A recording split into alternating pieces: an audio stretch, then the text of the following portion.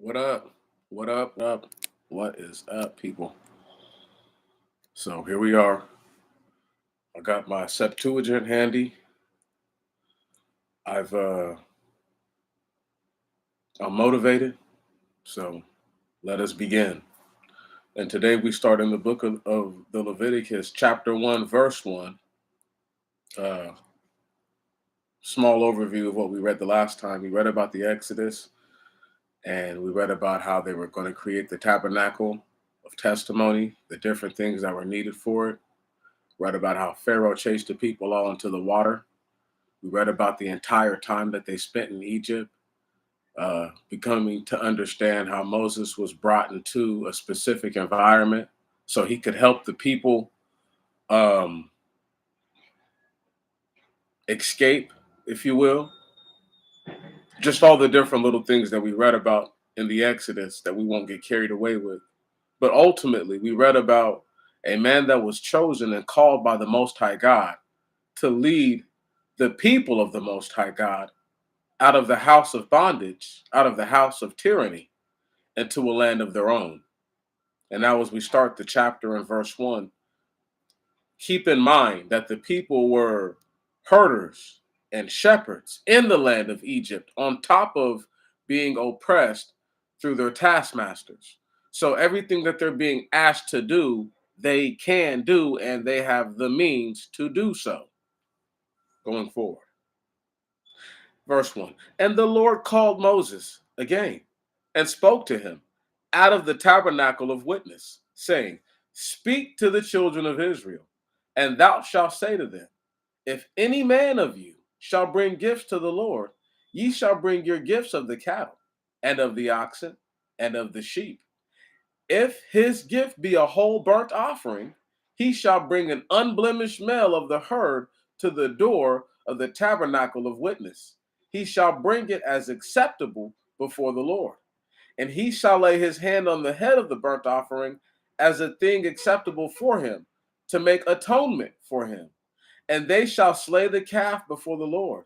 And the sons of Aaron, the priest, shall bring the blood, and they shall pour the blood round about on the altar, which is at the doors of the tabernacle of witness. And having flayed the whole burnt offering, they shall divide its limbs, they shall divide it by its limbs. And the sons of Aaron, the priest, shall put fire on the altar, and shall pile wood on the fire.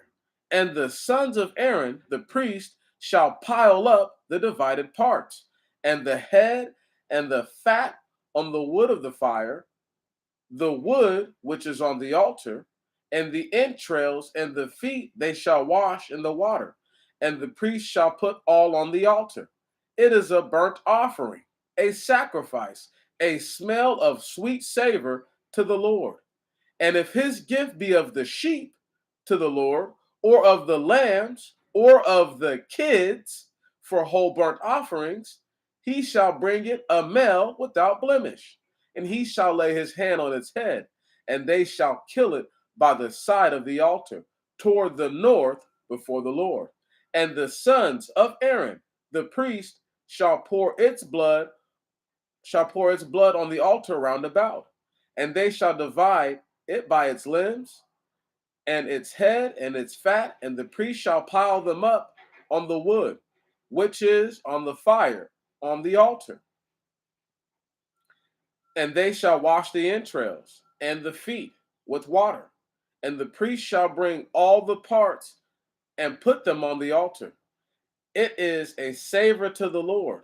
And if he bring his gift, a burnt offering to the Lord of birds, then he shall bring his gift of doves or pigeons. And the priest shall bring it to the altar, and shall wring off its head. And the priest shall put it on the altar, and shall wring out the blood at the bottom of the altar. And he shall take away the crop with the feathers, and shall cast it forth by the altar toward the east to the place of the ashes. And he shall break off from its wings, and he shall break off from the wings, and shall not separate it.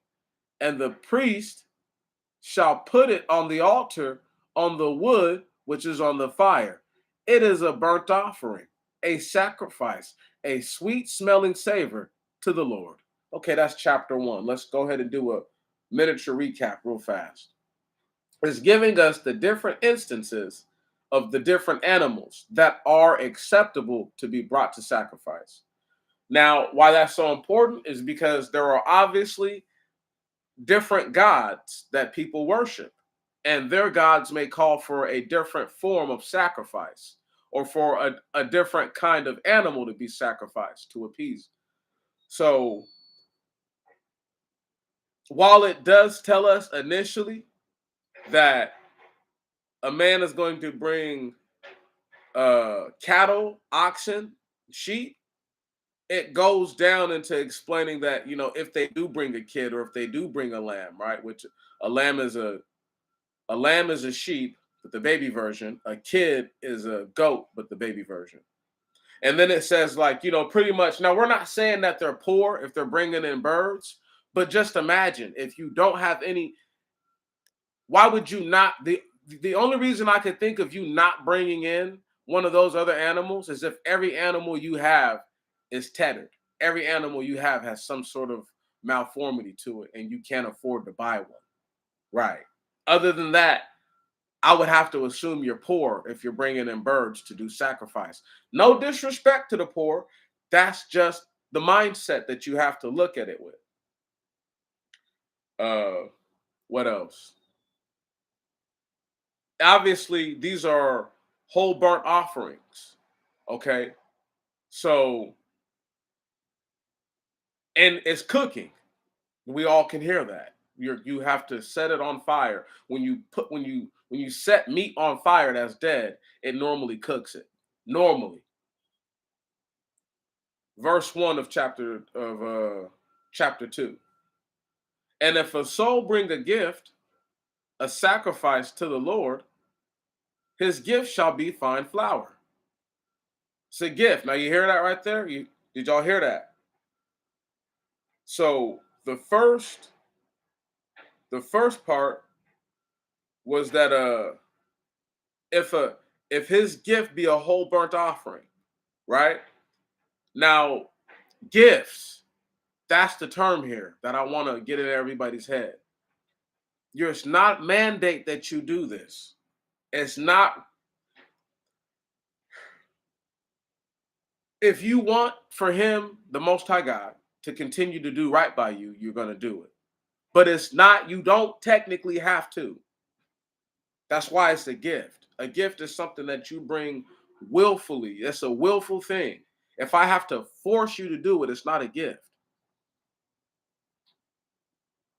And if a soul bring a gift, a sacrifice to the Lord, his gift shall be fine flour. And it's not going to, because there's different kinds of flour. Some flour is beaten fine, some flour is still coarse, and it has pieces of the granular mill inside of it. If y'all ain't ever seen it, look up unpure flour. And he shall pour oil upon it, and shall put frankincense on it. It is a sacrifice. And he shall bring it to the priest, the sons of Aaron. And having taken from it a handful of fine flour with the oil and all its frankincense, then the priest shall put the memorial of it on the altar. It is a sacrifice, an odor of sweet savor to the Lord. And the remainder of the sacrifice shall be for Aaron and his sons, a most holy portion from the sacrifices of the Lord. And if he bring as a gift a sacrifice baked from the oven, a gift to the Lord of fine flour, he shall bring unleavened bread kneaded with oil, and unleavened cakes anointed with oil. And if thy gift be a sacrifice from a pan, it is fine flour mingled with oil, unleavened offerings, and thou shalt break them in fragments and pour oil on them. It is a sacrifice to the Lord. Okay, real quick. What do y'all think this is talking about? If you were to put some flour with water and then to hit it with the oil in the end, or just to hit it with oil directly, or just to mix up some flour with water and oil in a pan and fry it up. Like, what does those things create? Pancakes, tortillas, you know what I'm saying? Like things like that. Things like pita, things like that, right? Let's say the fine flour is cornmeal, right? And you see what I'm saying? This could be cornbread or corn cakes. It could. I want y'all to use y'all imagination for all the different kinds of breads that y'all done seen people cook around the world, and just apply this to the people that are doing it at the time that is being mentioned to them. So everything y'all have ever seen another culture or group do, I could say these people did it first. And I could argue and contend that those people only do it because it's written in this book and that's how they learn to cook. Neither here nor there.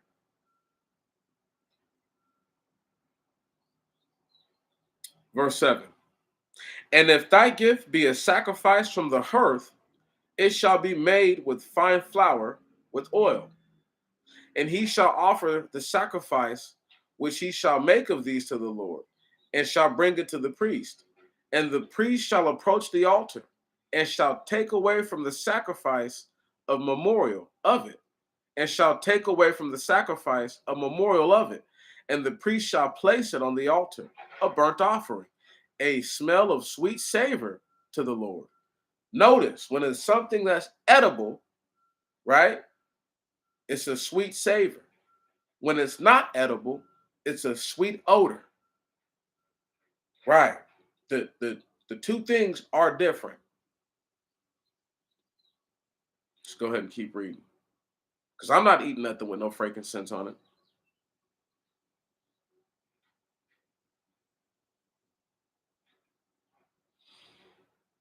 And that which is left of the sacrifice shall be for Aaron and his sons, most holy from the burnt offerings of the Lord. Ye shall not leave in any sacrifice which ye shall bring to the Lord. For as to any leaven or any honey, ye shall not bring it of it, ye shall not bring of it to offer a gift to the Lord. The reason why is because honey can be used to make liquor, and obviously leaven, regular yeast, is used to also make drinks. I can't prove that to be the specific thing, but I do know that that is a major thing, and it's like it's not supposed to be intoxicating, is what I gather from it. It's supposed to be regular food to the body, meaning that some of the food we eat is intoxicating by nature. Right. So cooking honey into it could release properties that are intoxicating to the body. Give me a second. Where we at? And obviously, I want y'all to perceive what you perceive. I'm just telling you guys what I perceive as well. So you can take what I'm saying, throw it out, but just consider it first. That's all. And the priest shall approach the altar and shall take away from a sacrifice the memorial of it. Oh, skip, skip, skip.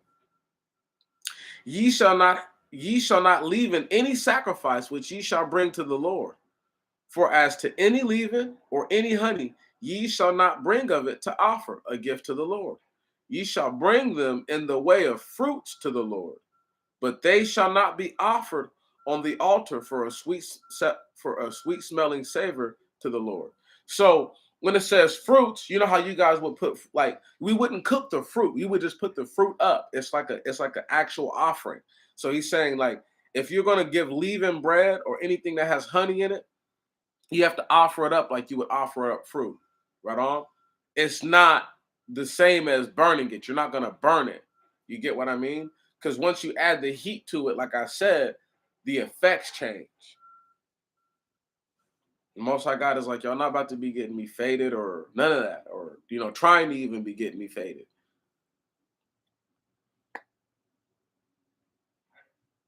Anyway, let's just keep reading. Now, this is where everything, listen to me closely, y'all. This is where we're about to start cooking with actual grease here. And every gift, verse 13, and every gift of your sacrifices, salt of the covenant. What? Salt of the covenant of the Lord, excuse me, every gift of your sacrifices shall be seasoned with salt. Omit not the salt of the covenant of the Lord from your sacrifices. You're supposed to cook with salt, y'all. If you're really cooking the food, listen, did I say diabetic coma yourself? Did I say send yourself into shock? That's not what I said. I said that he requires us for his sacrifices to cook with salt.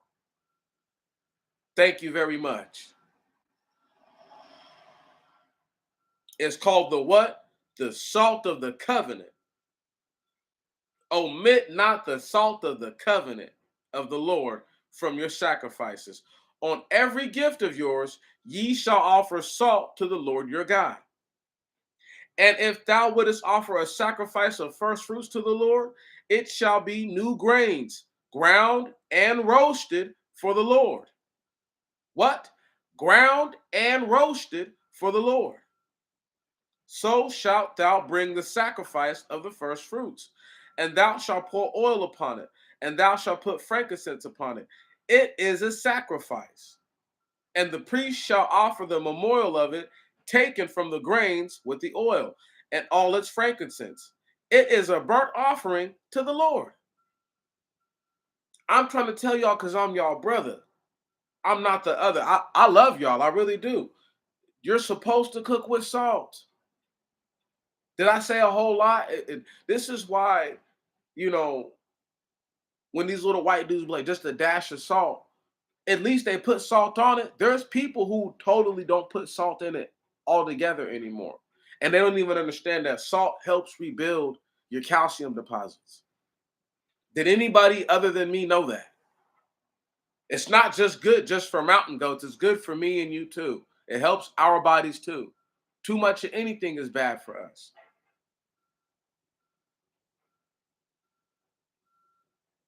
And if his gifts, verse 1, chapter 3, and if his gift to the Lord be a peace offering, in which he should bring of the oxen, whether it be a male or whether it be a female, he shall bring it unblemished before the Lord. And he shall lay hands on the head of his gift, and shall slay it before the Lord by the doors of the tabernacle of witness. And the priest, the sons of Aaron, shall pour the blood on the altar of burnt offerings round about. And they shall bring of the peace offering a burnt sacrifice to the Lord, the fat covering the belly, and all the fat of the belly, and the two kidneys, and the fat that is upon them. He shall take away that which is on the thighs, and the caul above the liver, together with the kidneys. And the priest, the sons of Aaron, shall offer them on the altar, on the burnt offerings, on the wood which is on the fire upon the altar. It is a burnt offering, a smell of sweet savor to the Lord. And if his gift be of the sheep, a peace offering to the Lord, male or female, he shall bring it unblemished. And if he bring a lamb for his gift, he shall bring it before the Lord, and he shall lay his hands on the head of the offering, and shall slay it by the doors of the tabernacle of witness. And the priest, the sons of Aaron, shall pour out the blood on the altar round about. And he shall bring of the peace offering a burnt sacrifice to the Lord, the fat and the hinder part unblemished. He shall take away with the loins. And having taken away all the fat that covers the belly, and all the fat that is on the belly, and both the kidneys, and the fat that is upon them, and that which is on the thighs, and the caul which is on the liver, with the kidneys, the priest shall offer these on the altar. It is a sacrifice of sweet savor, a burnt offering to the Lord. And if his offering be of the goats, then shall he bring it before the Lord, and he shall lay his hand on its head, and they shall slay it before the Lord by the doors of the tabernacle of witness. And the priest, of the sons of Aaron shall pour out the blood on the altar round about, and he shall offer it, and he shall offer of it a burnt offering to the Lord, even the fat that covers the belly, and all the fat that is on the belly, and both the kidneys, and all the fat that is upon them, and that which is upon the thighs, and the caul of the liver, with the kidneys, he shall take away. And the priest shall offer it upon the altar. It is a burnt offering, a sweet smell, a smell of sweet savor to the Lord. All the fat belongs to the Lord. It all the fat belongs to the Lord. It is a perpetual statute throughout your generations. In all your habitations, ye shall not eat fat and no blood. Stop right there. Let's go ahead and bless that real quick. Did it say just in the land of your inheritance? No, it said in all your habitations. That means right now to this very day, we're not supposed to be eating fat. We're not supposed to be eating blood.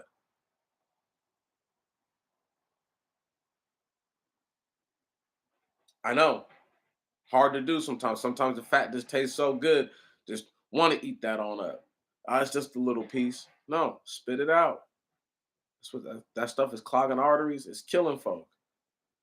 Word every day. It's a silent killer, especially of us, because the Most High God has put on us all those diseases of old.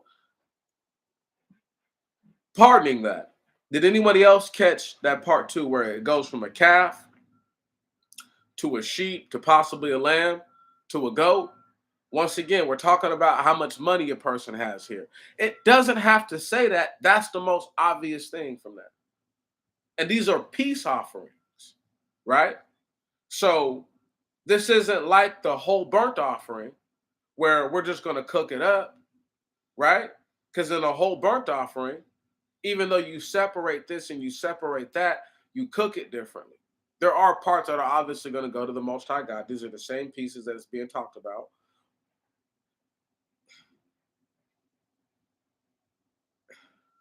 What's the word I'm looking for?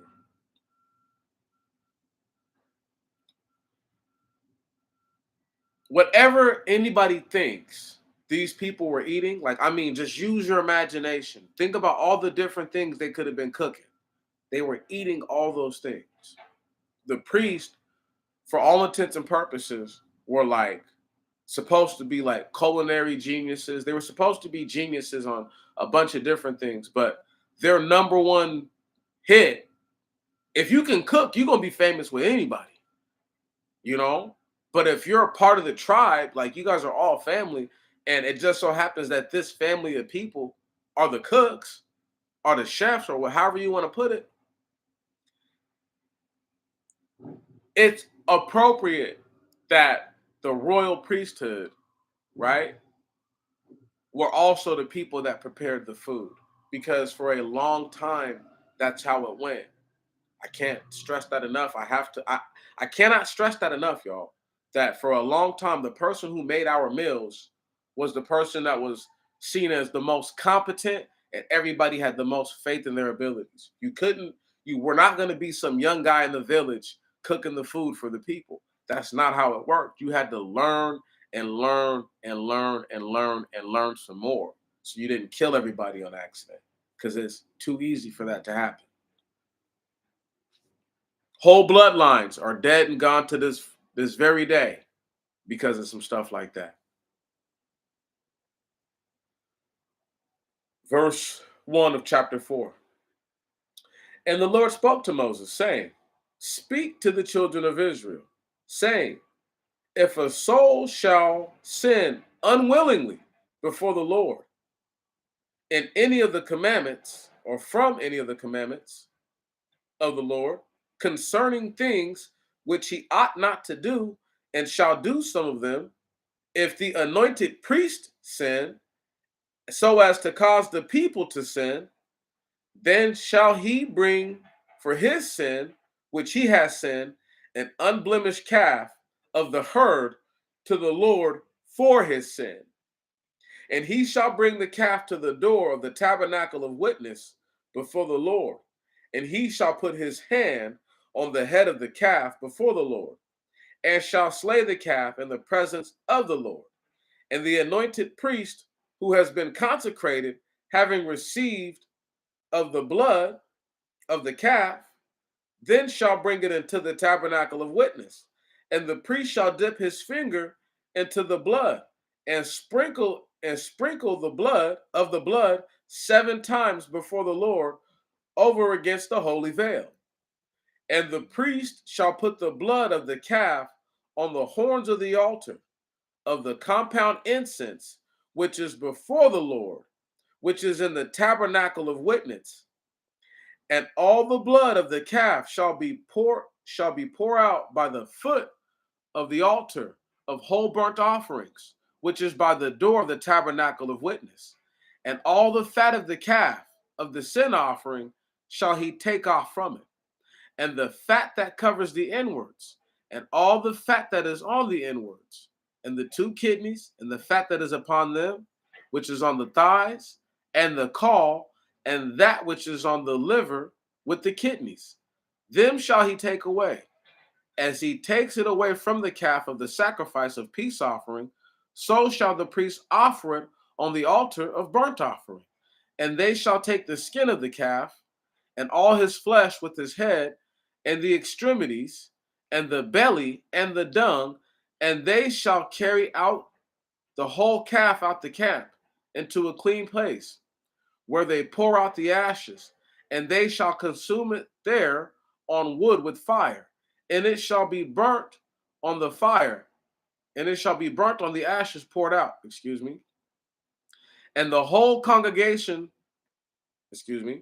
and if the whole congregation of Israel trespass ignorantly, or should be ignorantly unwillingly, and a thing should escape the notice of the congregation, that they should do one thing forbidden of any of the commands of the Lord, which ought not to be done, and should transgress, and the sin wherein they have sinned should become known to them, then shall the congregation bring an unblemished calf of the herd for a sin offering, and they shall bring it to the doors of the tabernacle of witness. And the elders of the congregation shall lay their hands on the head of the calf before the Lord, and they shall slay the calf before the Lord. And the anointed priest shall bring in of the blood of the calf into the tabernacle of witness. And the priest shall dip his finger into some of the blood of the calf, and shall sprinkle it 7 times before the Lord, in front of the veil of the sanctuary. And the priest shall put some of the blood on the horns of the altar of the Lord.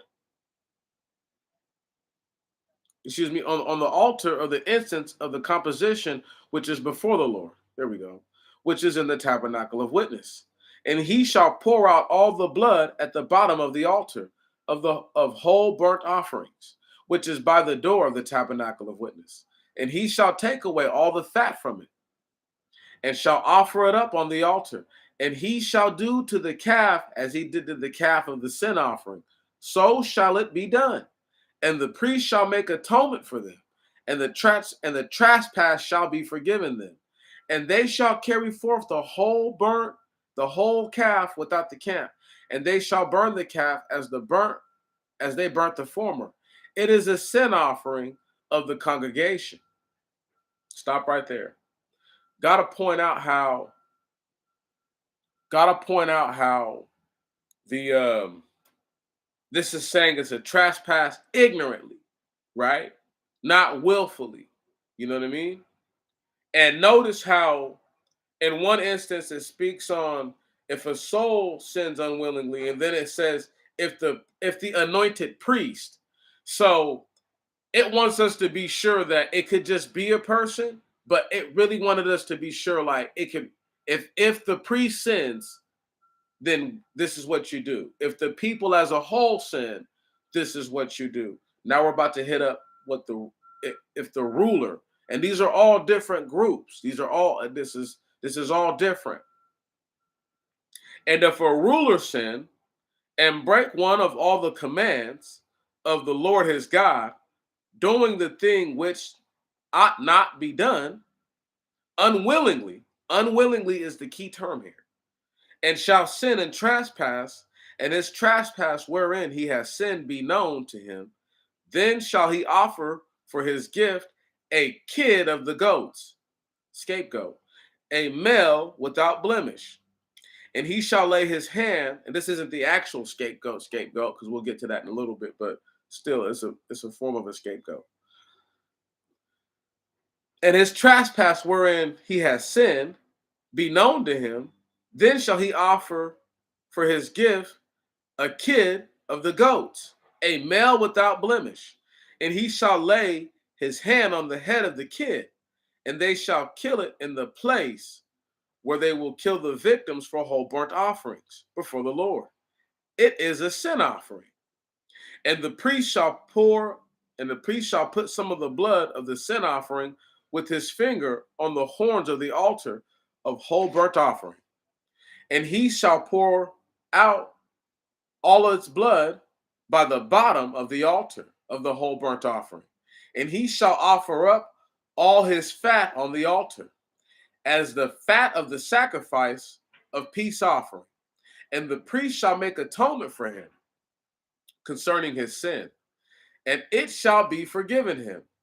And if a soul of the people of the land should sin unwillingly in doing the thing contrary to any of the commandments of the Lord, which ought not be done, and shall transgress, and his sin should be known to him, wherein he has sinned, then shall he bring a kid of the goats, a female. Now notice, this is just a regular person. This is not the ruler. So the ruler brings a he-goat, the regular person brings a she-goat. Shall bring a kid of the goats, a female without blemish. He shall bring for his sin, which he has sinned. And he shall lay his hand on the head of his sin offering. And they shall slay the kid of the sin offering in the place which they slay the victims. Victims, key word, victims for the whole burnt offerings. And the priest shall take of its blood with his finger, and shall put it on the horn of the altar. And shall put it on the horn. Let me see, I can't. Whoa. And shall put it on the horns of the altar of whole burnt offerings. And all its blood he shall pour forth by the foot of the altar. And he shall take away all the fat, as the fat is taken away from the sacrifice of peace offering. And the priest shall offer it on the altar for a smell of sweet savor to the Lord. And the priest shall make atonement for him, and his sin shall be forgiven him. And if he should offer a lamb for his sin offering, he shall offer it a female without blemish. And he shall lay his hand on the head of the sin offering, and they shall kill it in the place where they kill the victims for the whole burnt offerings. And the priest shall take of the blood of the sin offering.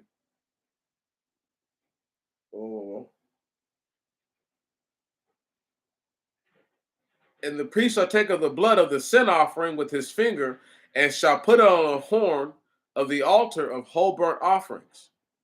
And he shall pour out all its blood by the bottom of the altar of the whole burnt offering. And he shall take away all his fat, as the fat of the lamb of the sacrifice of a peace offering is taken away. And the priest shall put on the altar for a whole burnt offering to the Lord. And the priest shall make atonement for him for the sin which he sinned, and it shall be forgiven him.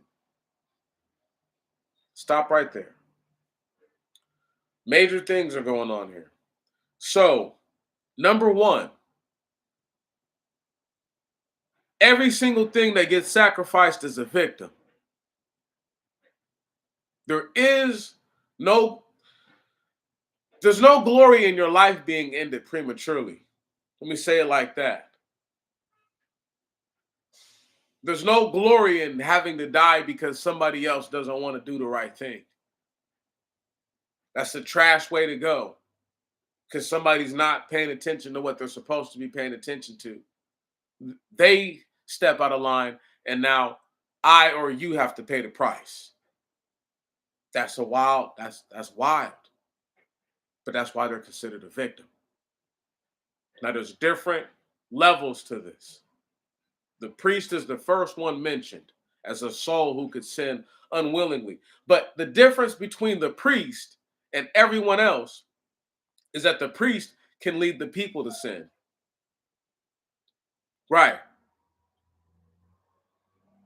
The reason why you use the priest first is because if the priest gets all y'all to sin, then we all have to bring our own sacrifice. He has to bring a calf. We have to bring a calf. The ruler has to bring a she goat. People have to bring. The ruler has to bring a he goat. The people have to bring a. Excuse me. A, a she goat or she lamb. Man. Uh, whew, allergies. Mm, give me a second. So now we're coming up into chapter 5, right? And mm, mm, mm, mm. Here we go. Whew. And if a soul sin and hear the voice of a swearing, and hear the voice of swearing, and he is a witness or has seen or been conscious, if he do not report it, he shall bear his iniquity. That soul which touch any unclean thing or carcass, or that which is unclean, be taken of beast, or the dead bodies of abominable reptiles, which are unclean, or carcasses of unclean cattle, or should touch the uncleanness of a man, of whatever kind, which he may touch and be defiled by, and it should have escaped him, but afterwards he should know, then he shall have transgressed. That unrighteous soul, which determines with his lips to do evil, or to do according to whatever a man may determine with an oath, and it shall have escaped his notice, and he shall have afterwards know it, and so he should sin in some of one of these things, then shall he declare his sin in the thing wherein he has sinned, by that thing wherein he has sinned, by that sin. Okay, okay. That's saying, so let's hit a couple things up real quick.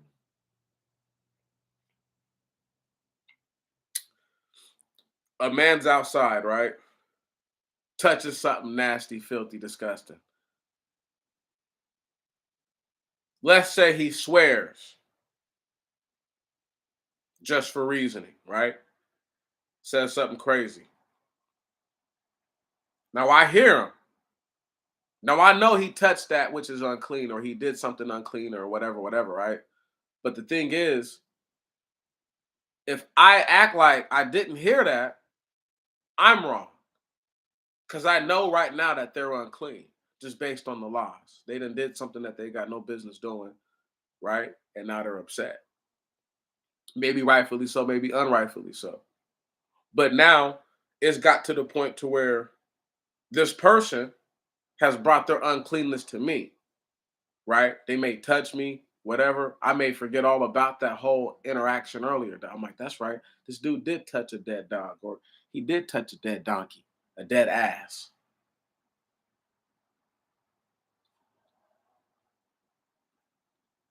So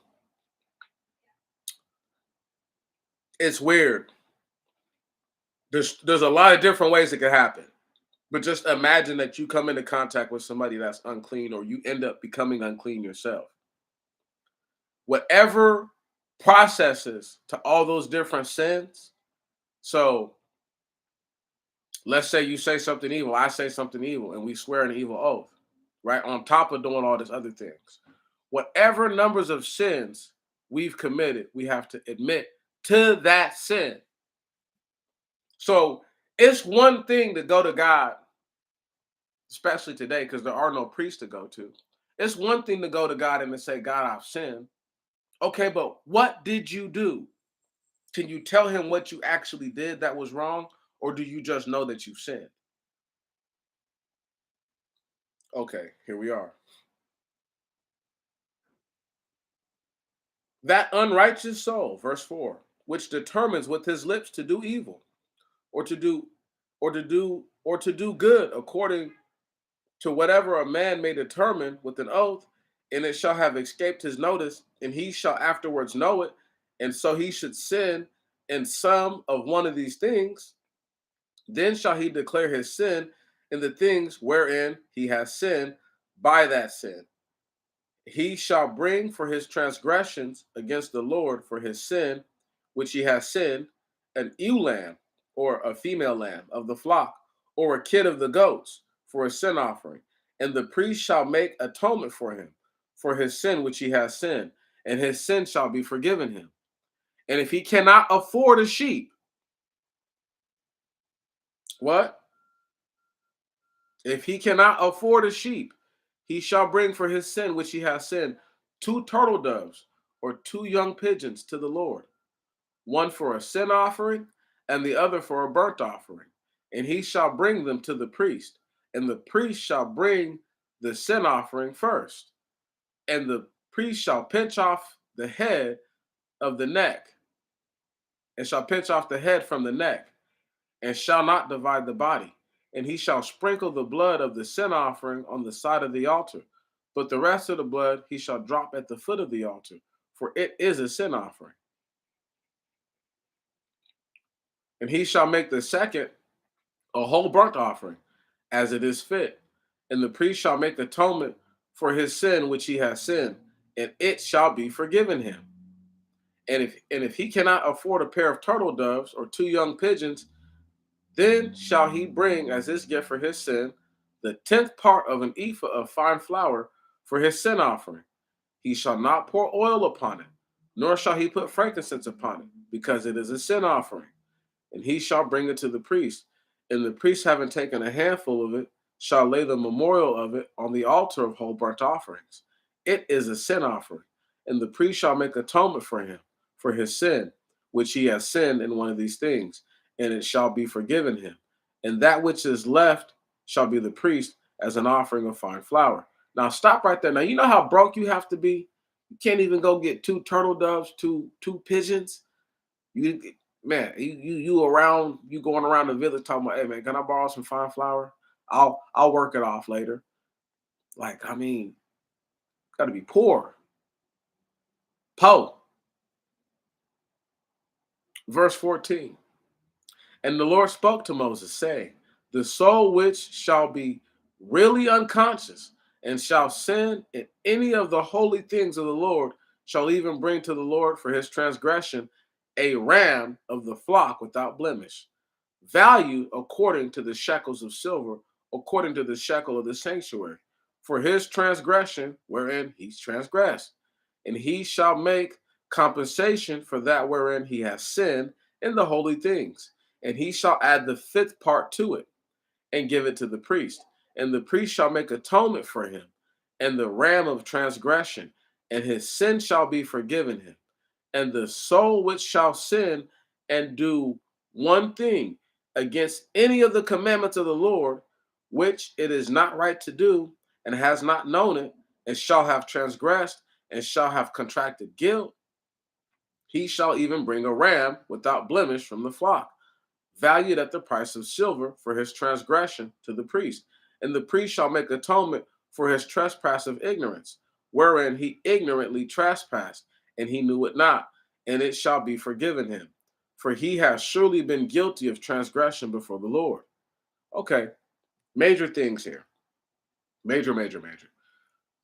This is going to turn out later again. I don't know if y'all remember when I first read this a while back, but this turns out to be when somebody lays down with somebody's daughter. Okay, uh, that's what this ends up being, like that kind of transgression. Um, Lays down with the virgin, whatever. You know what I'm saying? Somebody's maiden, right? You know what I'm talking about? Like somebody's maid, like what? Maid servant. Excuse me. Uh, it's There's so many different little things in the scripture that don't get covered, that don't get talked about. And this is one of those things where the heat of the moment, right? Like, people talk about being impetuous or being impulsive, right? Or just acting on your first instinct. So that means that you didn't even think. Instincts aren't necessarily thoughts, they're desires. They're actually nerve stimuli. It's like if you get hungry, you don't have to think to know that you're hungry. Your body feels hungry. So the feeling, certain feelings are based on thoughts. I'll capitulate that. I'll surrender that. I'll submit that. But there are other feelings that have nothing to do with thought. It's all like whatever you consider nerve stimuli. It's no thought. It's all impulse. It's like if you get cold all of a sudden, you don't think you're cold. You feel the cold first. The thought or the idea that, damn, I'm cold might come upon you, but that's not exactly how that works. So when you sin like that, that's the first idea that I have in my mind is that man and a woman see each other. They're both young, juices are flowing. He's attractive, she's attractive. Uh, One thing leads to another, right? She might not get pregnant by the end of this ordeal. She may or may not. But the thing is, this is why they're asking for a ram and not a kid or a lamb or any of that. No, we need a full blown ram, homie. And then we need the fifth part of the value of it in pure shekels for one of these sacrifices because that's right. You messed up. We're going to have to pay this dude. Like, you see what I'm saying? Like, you have to pay for that. You can't just do whatever you want to do. That's not the. I know people think the rules work like that. That's not how the rules work, though. Now, where are we at? Chapter 6, verse 1. And the Lord spoke to Moses, saying, the soul which shall have sinned and willfully overlooked the commandments of the Lord shall have dealt falsely in the affairs of his neighbor in the matter of a deposit, or concerning fellowship, or concerning plunder, or anything wronged, or anything, or has anything wronged, or has in anything wronged his neighbor, or has found that which was lost, and shall have lied concerning it, and shall have sworn unjustly concerning any one of all the things whatsoever a man may do, so as to sin hereby, it shall come to pass, whensoever he shall have sinned and transgressed, that he shall restore the plunder which he has seized, or redress the injury which he has committed, or restore the deposit which was entrusted to him, or the lost article which he has found of any kind, about which he swore unjustly, he shall even restore it in full, and shall add to it a fifth part besides. And he shall restore it to him whose in it whose it is in the day in which he happens to be convicted. And he shall bring to the Lord for his trespass a ram of the flock without blemish, of value of the amount of things in which he trespassed. And the priest shall make atonement for him before the Lord, and he shall be forgiven for any one of the things which for any one of all the things which he did and trespassed in it. And the Lord spoke, excuse me, and the Lord spoke to Moses, saying, charge Aaron and his sons, saying, this is the law of the whole burnt offering. This is the whole burnt offering. In its burning on the altar all the night till the morning, and the fire of the altar shall burn on it.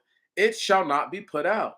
And the priest shall put on linen tunic, and the priest shall put on the linen tunic, and he shall put on the linen drawers on his body, and shall take away that which has been thoroughly burnt, which the fire shall have consumed, even the whole burnt offering from the altar, and he shall put it near the altar, and he shall put off his robe and put on another robe, and shall take forth the offering that has been burnt without the camp into a clean place. And the fire on the altar shall be kept burning on it, and shall not be extinguished or suffered to go out. And the priest shall burn on it wood every morning, and shall heap on it the whole burnt offering, and shall lay on it the fat of the peace offering. And the fire shall always burn on the altar; it shall not be extinguished. This is the law of the sacrifice, which is the sons of Aaron shall bring near before the Lord, before the altar. And he shall take from it a handful of fine flour of the sacrifice with its oil and with all its frankincense, which are upon the sacrifice. And he shall offer up an alt and he shall offer up on the altar a burnt offering as a sweet smelling savor, a memorial of it to the Lord. And Aaron and his sons shall eat that which is left of it, and it shall be eaten without leaven in a holy place. And they shall eat it in the court of the tabernacle of witness. It shall not be baked with leaven. I have given it as a portion to them of the offerings of the Lord. It is most holy, as the offering for sin, and as the offering for trespass. Every male of the priest shall eat of it. It is a perpetual ordinance throughout your generations of the burnt offerings of the Lord.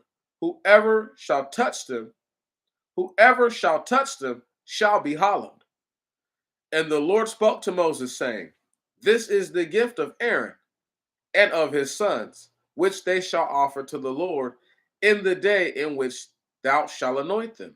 The 10th part of an ephah of fine flour for a sacrifice continually, the half of it in the morning and the half of it in the evening. It shall be made with oil in a frying pan. He shall offer it kneaded and in rolls, and an, an offering of fragments, an offering of sweet savor unto the Lord. The anointed priest who is in his place, one of his sons shall offer it. It is a perpetual statute, and it shall be consumed. And every sacrifice of a priest shall be thoroughly burnt, and shall not be eaten. And every sacrifice of the priest shall be thoroughly burnt, and shall not be eaten.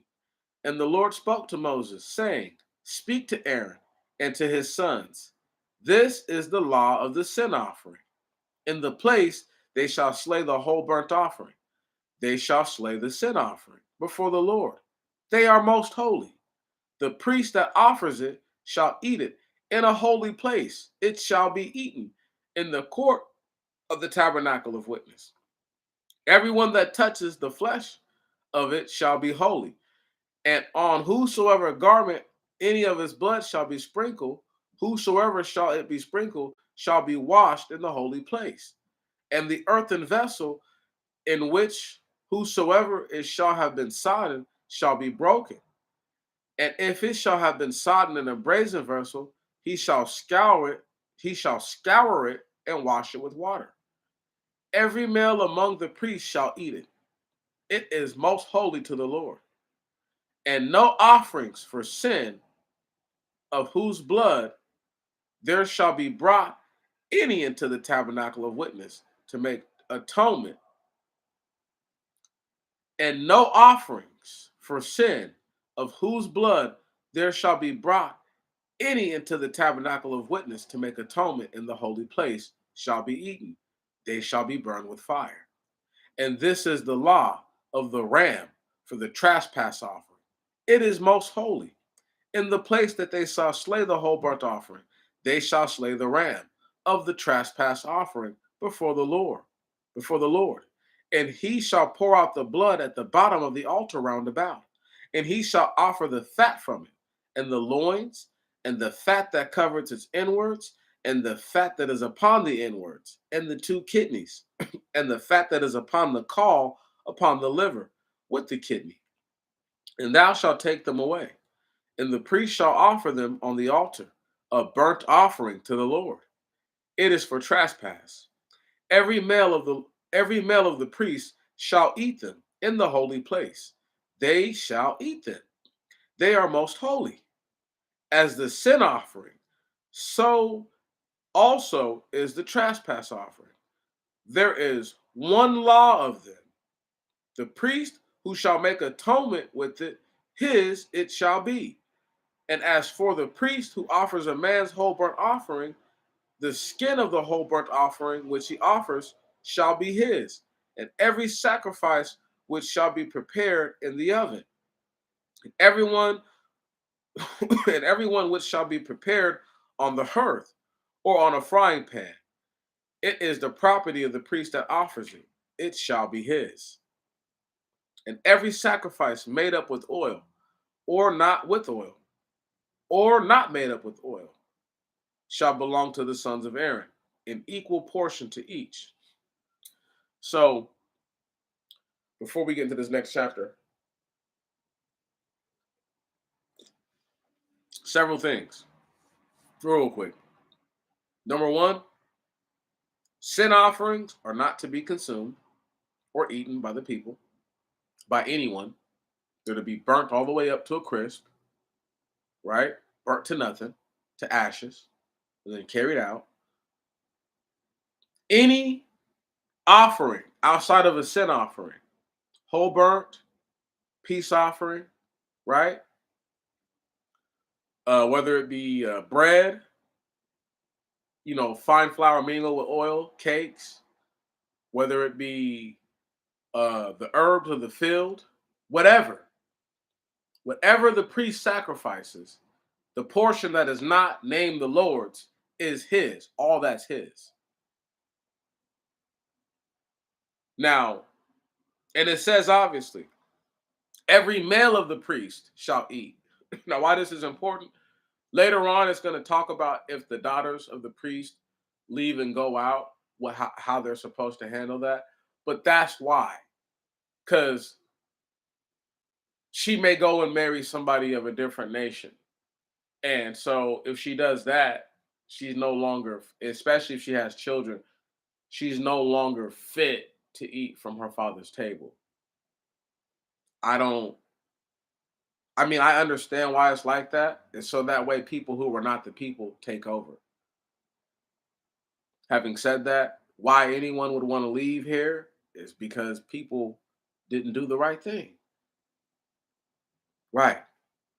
People bring in blemished rams, blemished lambs, blemished goats, blemished calves. People bring in stuff you're not even supposed to be offering up. Right. Just wickedness. Wicked on wicked on wicked. So the priests not doing what they're supposed to do, the kings of the land not doing what they're supposed to do, just everybody doing that which is right in their own eyes is the problem. But let's just keep reading. Chapter 7, verse 1. This is the law. The what? This is the law of sacrifice, of the sacrifice of peace offering, which they shall bring to the Lord. If a man should offer it for praise, then he shall bring for his sacrifice of praise loaves of fine flour made up with oil, and unleavened cakes anointed with oil, and fine flour kneaded with oil, with leavened bread. What? With leavened bread he shall offer his gifts with the peace offerings of praise. Did y'all hear that? With leavened bread he shall offer his gifts with the peace offerings of praise. This is a whole nother type of offering, y'all. And he shall bring one of all his gifts, a separate offering to the Lord, and it shall belong to the priest who pours forth the blood of the peace offering, and the flesh of the sacrifice of the peace offering of praise shall be his, and it shall be eaten in the day in which it is offered. They shall not leave of it till the morning. And if it be a vow, or he offer his gifts of his own will, on whatsoever day he shall offer his sacrifice, it shall be eaten. And on the morrow, that which is left of the flesh of the sacrifice to the third day shall be consumed with fire. And if he do at all eat the flesh on the third day, it shall not be accepted for him that offers. It shall not be reckoned to him. It is pollution. And whatsoever soul shall eat of it shall bear his iniquity. And whatsoever soul shall have touched any unclean thing shall not be eaten. It shall be consumed with fire. Everyone that is clean shall eat the flesh. And whosoever shall eat the flesh of the sacrifice of the peace offering, which is the Lord, and his uncleanness be upon him, that soul shall perish from his people. And whatsoever soul shall touch any unclean thing, either the uncleanness of a man, or of unclean quadrupeds, or of any unclean abominable thing, abomination, shall eat of the flesh of the sacrifice of the peace offering, which is the Lord's, that soul shall perish from his people. So I'm assuming there was a lot of people that died back then. I'm assuming that a lot of the people that died in the wilderness are people that did those such things. I can't prove it. I can't prove it, but it's believed that's what happened to a lot of them.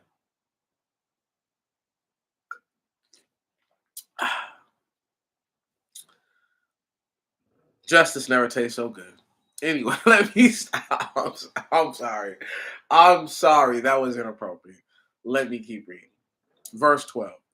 And the Lord spoke to Moses, saying, Speak to the children of Israel, saying, Ye shall eat no fat of oxen, or sheep, or goats, and the fat of such animals as have died of themselves, or have been seized of beasts, may be employed for any work.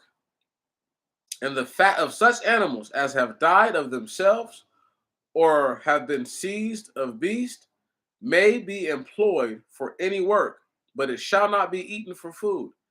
Everyone that eats fat off the beast, from which he shall bring a burnt offering to the Lord, that soul shall perish from his people. Ye shall eat no blood in all your habitations, either of beast or of birds.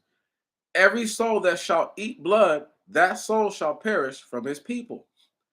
And the Lord spoke to Moses, saying, Thou shalt also speak to the children of Israel, saying, He that offers a sacrifice of peace offering shall bring his gift to the Lord also from the sacrifice of peace offering.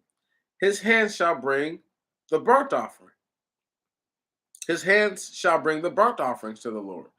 The fat which is on the breast and the lobe of the liver, he shall bring them, so as to set them for a gift before the Lord. And the priest shall offer the fat upon the altar, and the breast shall be Aaron's and his sons.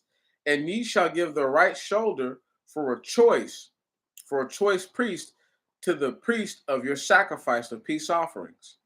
He that offers the blood of sacrifice and the fat of the sons of Aaron, and the fat of the sons of Aaron, his shall be the right shoulder for a portion. For I have taken the wave beast, or the beast of offering placed on the altar, and shoulder of separation from the children of Israel, from the sacrifices of your peace offerings. And I have given them to Aaron the priest and his sons, a perpetual ordinance due from the children of Israel. This is the anointing of Aaron and the anointing of his sons, their portion of the offerings of the Lord, in the day in which he brought them forward to minister as priests to the Lord, as the Lord commanded them in the days in which he anointed them of the sons of Israel, a perpetual statute throughout their generations. This is the law of whole burnt offerings, and of sacrifice, and of sin offerings, and of offerings for transgression, and the sacrifice of consecration, and the sacrifice of peace offerings, as the Lord commanded Moses in Mount Sinai, in the day which he commanded the children of Israel to offer the gifts before the Lord in the wilderness of Sinai. Okay, we all read all that. We got through that part. I'm going to keep reading because I'm not tired. I'm not done. I cannot stress enough to you the importance of seeing cooking food as sacrifice. I cannot stress the importance to you of cooking food is sacrifice. I cannot stress to you that if the Most High God wanted us to eat unclean animals, things that are considered unclean, and for it to be okay, he would have established it then. No, for a person who sins unwillingly is not the same as a person who sins willingly. The person who sins willfully has to sacrifice a whole ram, and they have to give up a fifth part. So they have to sacrifice a ram that's worth everything that they've done. So all the trouble, all the mischief that they've caused, a ram that of that value. Then you have to give up a fifth part of all that to pay it forward. See what I'm saying? Whereas a person who sins ignorantly but impetuously has to give up the ram in the fifth part, but there's still it's still a sin of ignorance. Whereas the sin of a person who's not ignorant, who's totally aware of what they're doing, is way different. The priest sins and causes the people to sin. They have to sacrifice a whole calf. If the whole group of the congregation of people sin, they sacrifice a whole calf. If the ruler of the people sins, he sacrifices a he goat. If a persons of the people sins, this is all unwillingly, this is all ignorantly, they sacrifice a she goat. In some cases, a she lamb. If you don't have the provender to sacrifice a calf, you sacrifice a sheep. If you don't have a sheep, you sacrifice a goat. If you don't have a goat, you sacrifice a couple of doves or a couple of pigeons. If you don't have that, we need an ephah of fine flour. You see what I'm saying? There's different levels to different things. So even if we were to go right now, there's black people that could afford to sacrifice a whole calf. They have that provender. There's people who can't afford a whole calf, but they can afford a whole goat or a whole sheep or a whole lamb. There's people who can't afford that, but they can afford a couple of birds, doves and pigeons. There's people who can't afford that. They're like, I can barely get my hands on some flour. We have to put all these things in perspective. The priest who do the sacrifice are supposed to get the sacrifice. So now, mind you, there's going to be priests all throughout the kingdom. Their inheritance is with the Most High God. So they don't have an actual land that they live on. You see what I'm saying? The priests are supposed to do the sacrifice for the people. So whoever that is, imagine, let's say I'm your priest, right? We're on the side before you cross the River Jordan, right? Before we go over. And I'm on this side with y'all. Bam. And you bring me whatever. You bring me a turtle dove and a pigeon. And you say, hey, the dove is for my sin offering. The pigeon is for my peace offering. Okay, the sin offering, I'm going to burn all the way up. But this peace offering, that's me. If you bring me loaves of cakes, whatever I have to portion to the Most High God, I give him his piece, then I keep mine. The priest lives off the people. However good y'all do is how good I do. If y'all ain't doing so hot, guess what? I'm not doing so hot. That's how that works. So it's a symbiotic relationship. Everybody needs everybody. Here we go. Now we're going to pick up. This is chapter 8. We're going to go on. We're going to, there's some pages to read before we're done with this chapter, but I'm pretty good in. So we're just going to keep reading. We'll see how far we get. And the Lord spoke to Moses, saying, take Aaron and his sons and his robes and the anointing oil and the calf for sin offering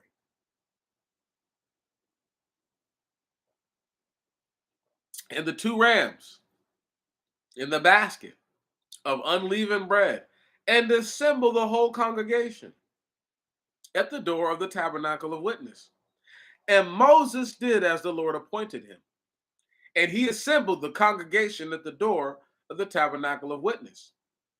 And Moses said to the congregation, this is the thing which the Lord has commanded you to do.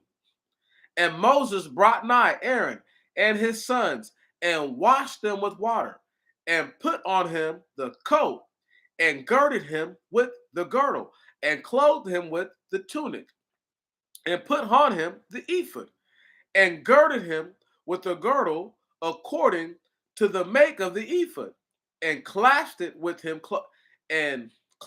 closely with it, and put upon it the oracle, and put upon the oracle the manifestation of truth, or the Urim and the Thummim. And he put the mitre on his head, and put upon the mitre in the front the golden plate, the most holy thing, as the Lord commanded Moses. And Moses took of the anointing oil, and sprinkled of it 7 times on the altar, and anointed the altar, and hallowed it, and all things on it, and the laver and its foot, and sanctified them, and anointed the tabernacle and all its furniture, and hallowed it. And Moses poured of the anointing oil on the head of Aaron, and he anointed him and sanctified him. And Moses brought the sons of Aaron near, and put on them coats, and girded them with girdles, and put on them bonnets, and as the Lord commanded them. And Moses brought near the calf for sin offering. And Aaron and his sons laid their hands on the head of the calf of the sin offering, and he slew it. And Moses took of the blood, and put it on the horns of the altar round about with his fingers. And he purified the altar, and poured out the blood at the bottom of the altar, and he sanctified it to make atonement upon it.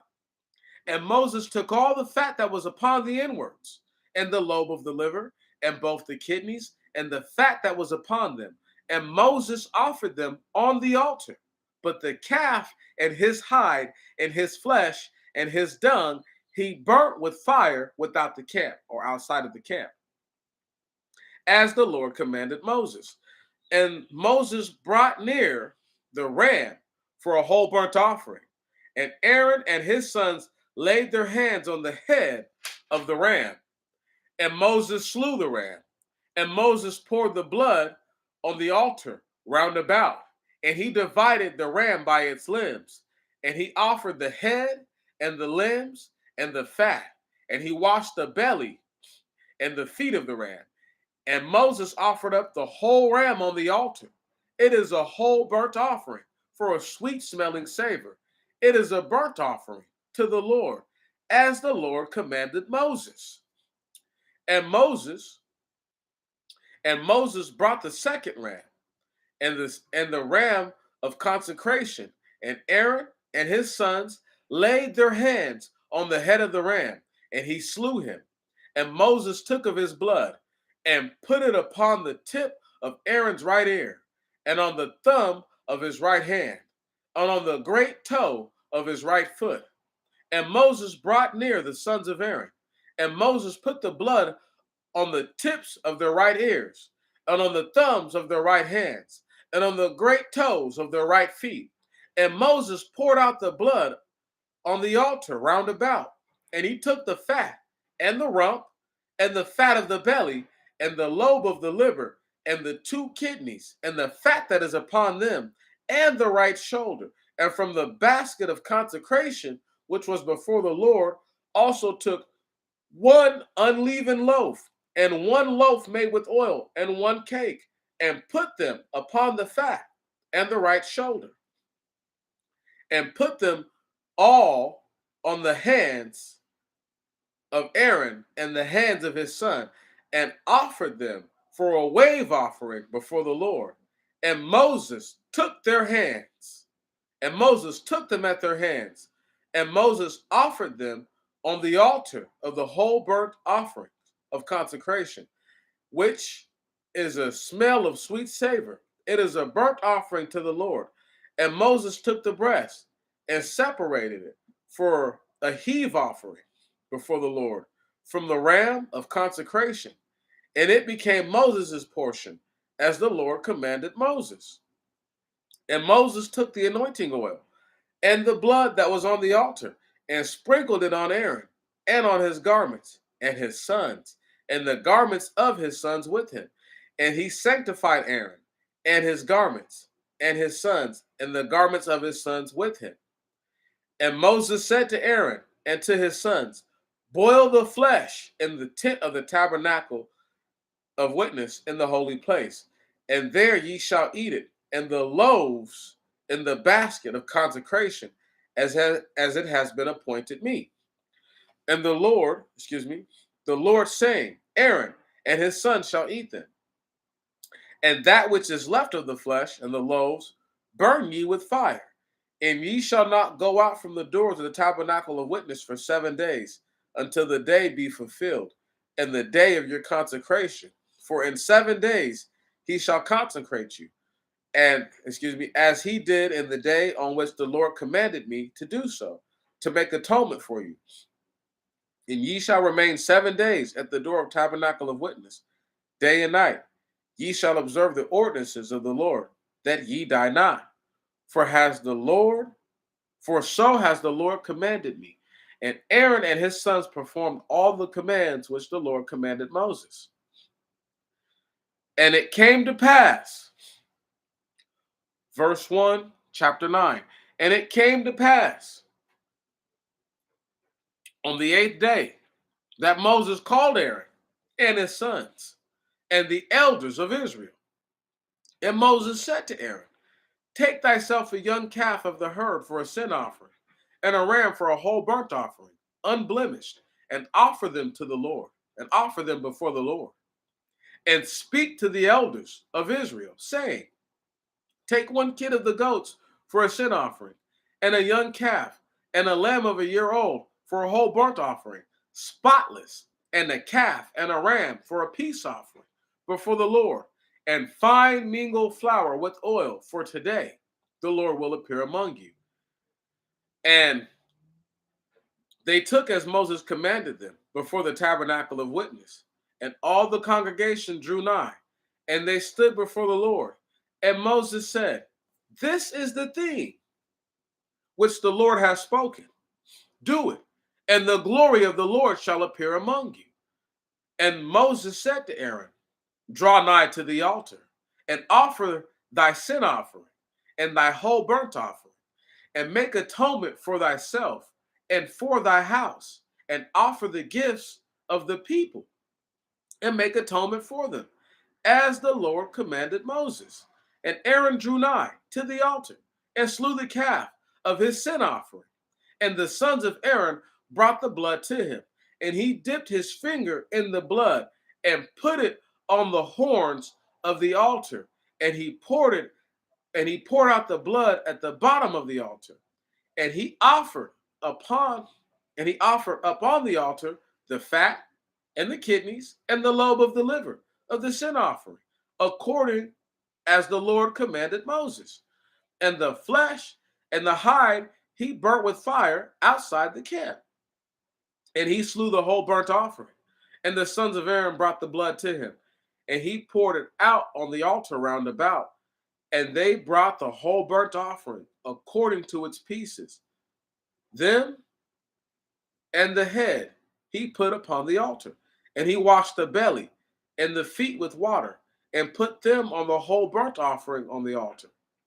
And he brought the gift of the people, and took the goat of the sin offering of the people, and slew it, and purified it also as the first. And he brought the whole burnt offering, and offered it in due form. And he brought the sacrifice, and filled his hands with it, and laid it on the altar beside the morning whole burnt offering. And he slew the calf and the ram of sacrifice, a peace offering of the people.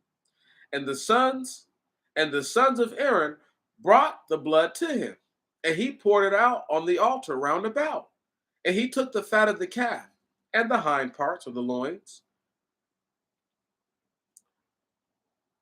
And he took the fat of the calf and the hind quarter parts of the ram, and the fat covering the belly, and the 2 kidneys, and the fat upon them, and the caul of the liver. And he put the fat on the breast, and offer the fat on the altar. And Aaron separated the breast and the right shoulder as a choice offering before the Lord, and the Lord, as the Lord commanded Moses. And Aaron lifted up his hands on the people and blessed them. And after he had offered the sin offering and the whole burnt offering and the peace offerings, he came down. And Moses and Aaron entered into the tabernacle of witness, and they came out and blessed all the people. And the glory of the Lord appeared to all the people. And the fire came forth from the Lord and devoured the offerings on the altar, both the whole burnt offerings and the fat. And all the people saw and were amazed and fell upon their faces. Stop right there, man. Beautiful, beautiful, beautiful. I can't stress enough. I read all those things just to get to parts like that, And I know I seem like I'm a crazy person, but if people are worshiping the dead and committing to necromancy, and I worship the living God, who is really crazy? I ask that question seriously. Answer it to yourselves. Their ancestors are dead. Our ancestors are dead. I do not worship them, nor do I consult with the dead. The dead know nothing. I consult only with the living God and all of his that are alive.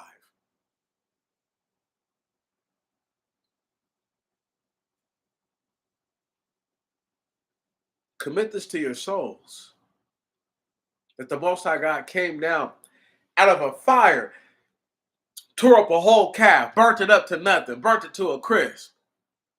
Right. Only the good parts they leave for them. The best parts. That's why they take the dung and the stuff, all that, the flesh, and they take that out and they burn that up.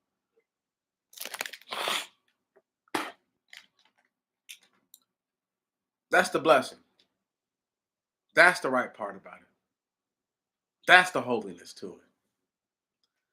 Now, before we get to chapter 10, and things get real interesting, I just gotta let y'all know how much I appreciate your steadfastness and you're willing to listen to a brother.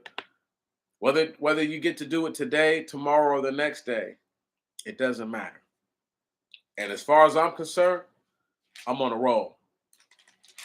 We've got roughly 30 more pages to get through. We'll see what we do today. We'll see. We'll see. I think we got it in us.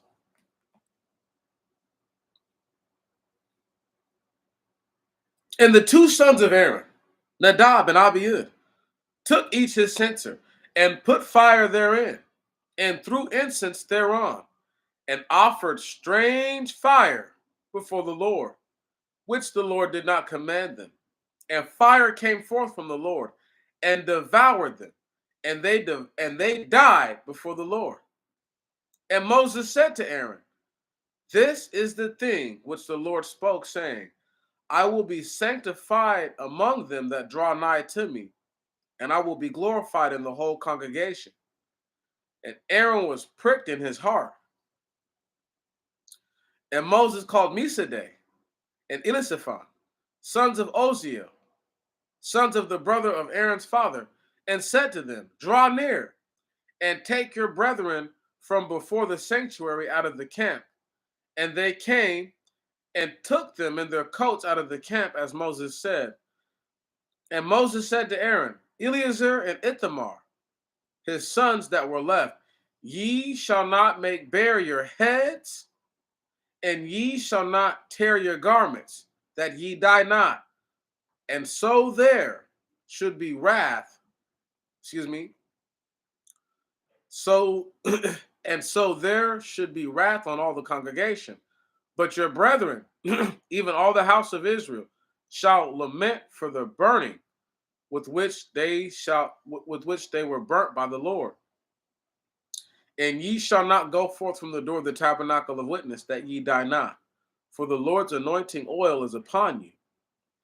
And they did all according to the word of Moses. Stop right there. Did y'all hear what Moses told them? Y'all got oil on y'all. See, these dudes was doing way too much. They There's a part that's about to come up about drinking on the job. Okay. Now I'm not in the tabernacle of witness, so I pray I ain't gotta worry about getting struck down dead right now. Nor am I messing with fire right now. But they were anointed with oil. This is how they caught on fire. It wasn't just for nothing. Not only did they offer strange fire to the Most High God, they had oil upon themselves, right? Now, note, he said, don't shave your heads. I'm assuming their heads were shaved bald. Mm. Let's get to that part where he talks about not drinking. And then I got a feeling that not only did they offer that strange fire, but I have a feeling that they was faded. And I can't prove it. But the strange fire could have been anything. Some of that sticky or the icky. And that could have cost them.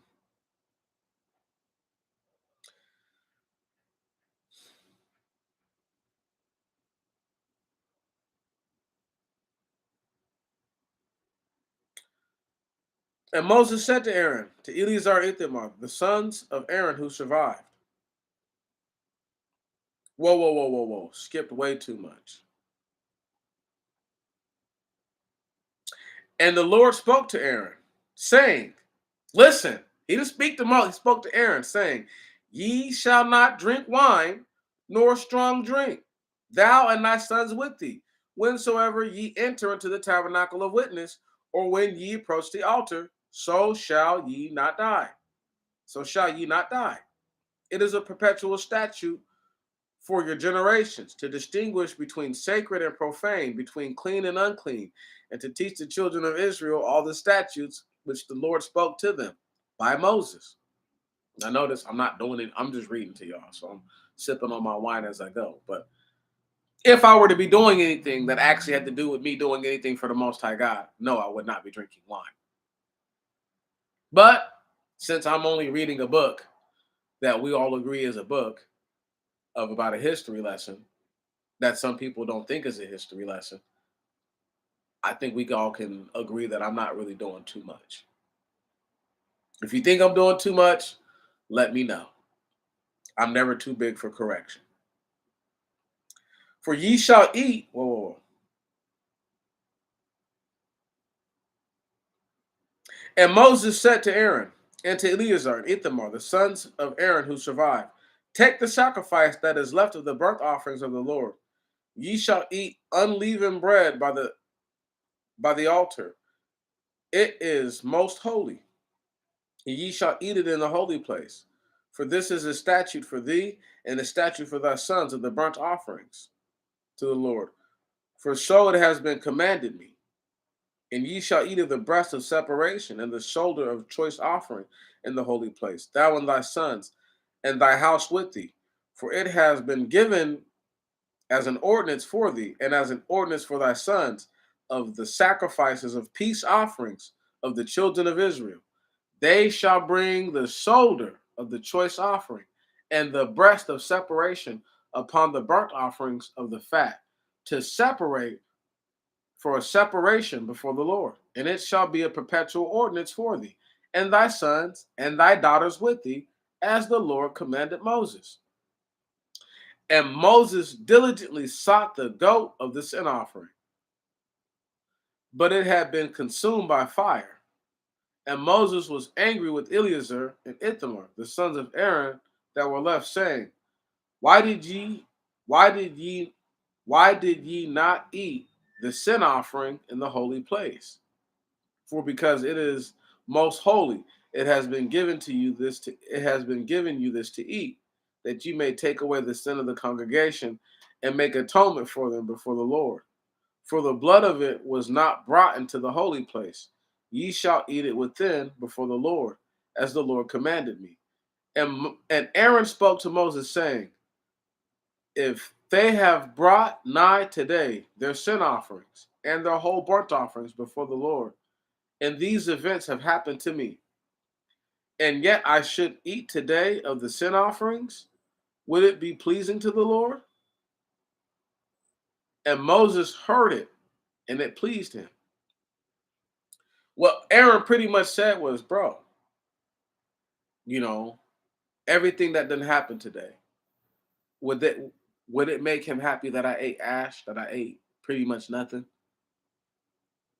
Because Moses was pissed at first. You know what I mean? He was angry because he's thinking that something bad is about to happen again, right? You know what I mean? He's like, oh, you guys didn't do what you're supposed to do. Oh man, we about to get messed up.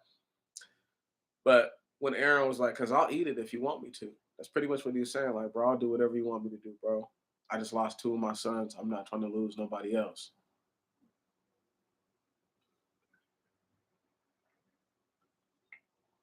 But Moses seen that really hurt Aaron, you know. And Aaron's a real man. I don't know if y'all understand because he just lost two of his sons.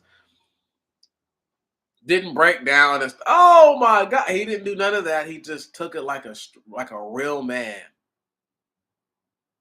Man, salute, salute, and one more salute for the man because yes, that's a real man right there.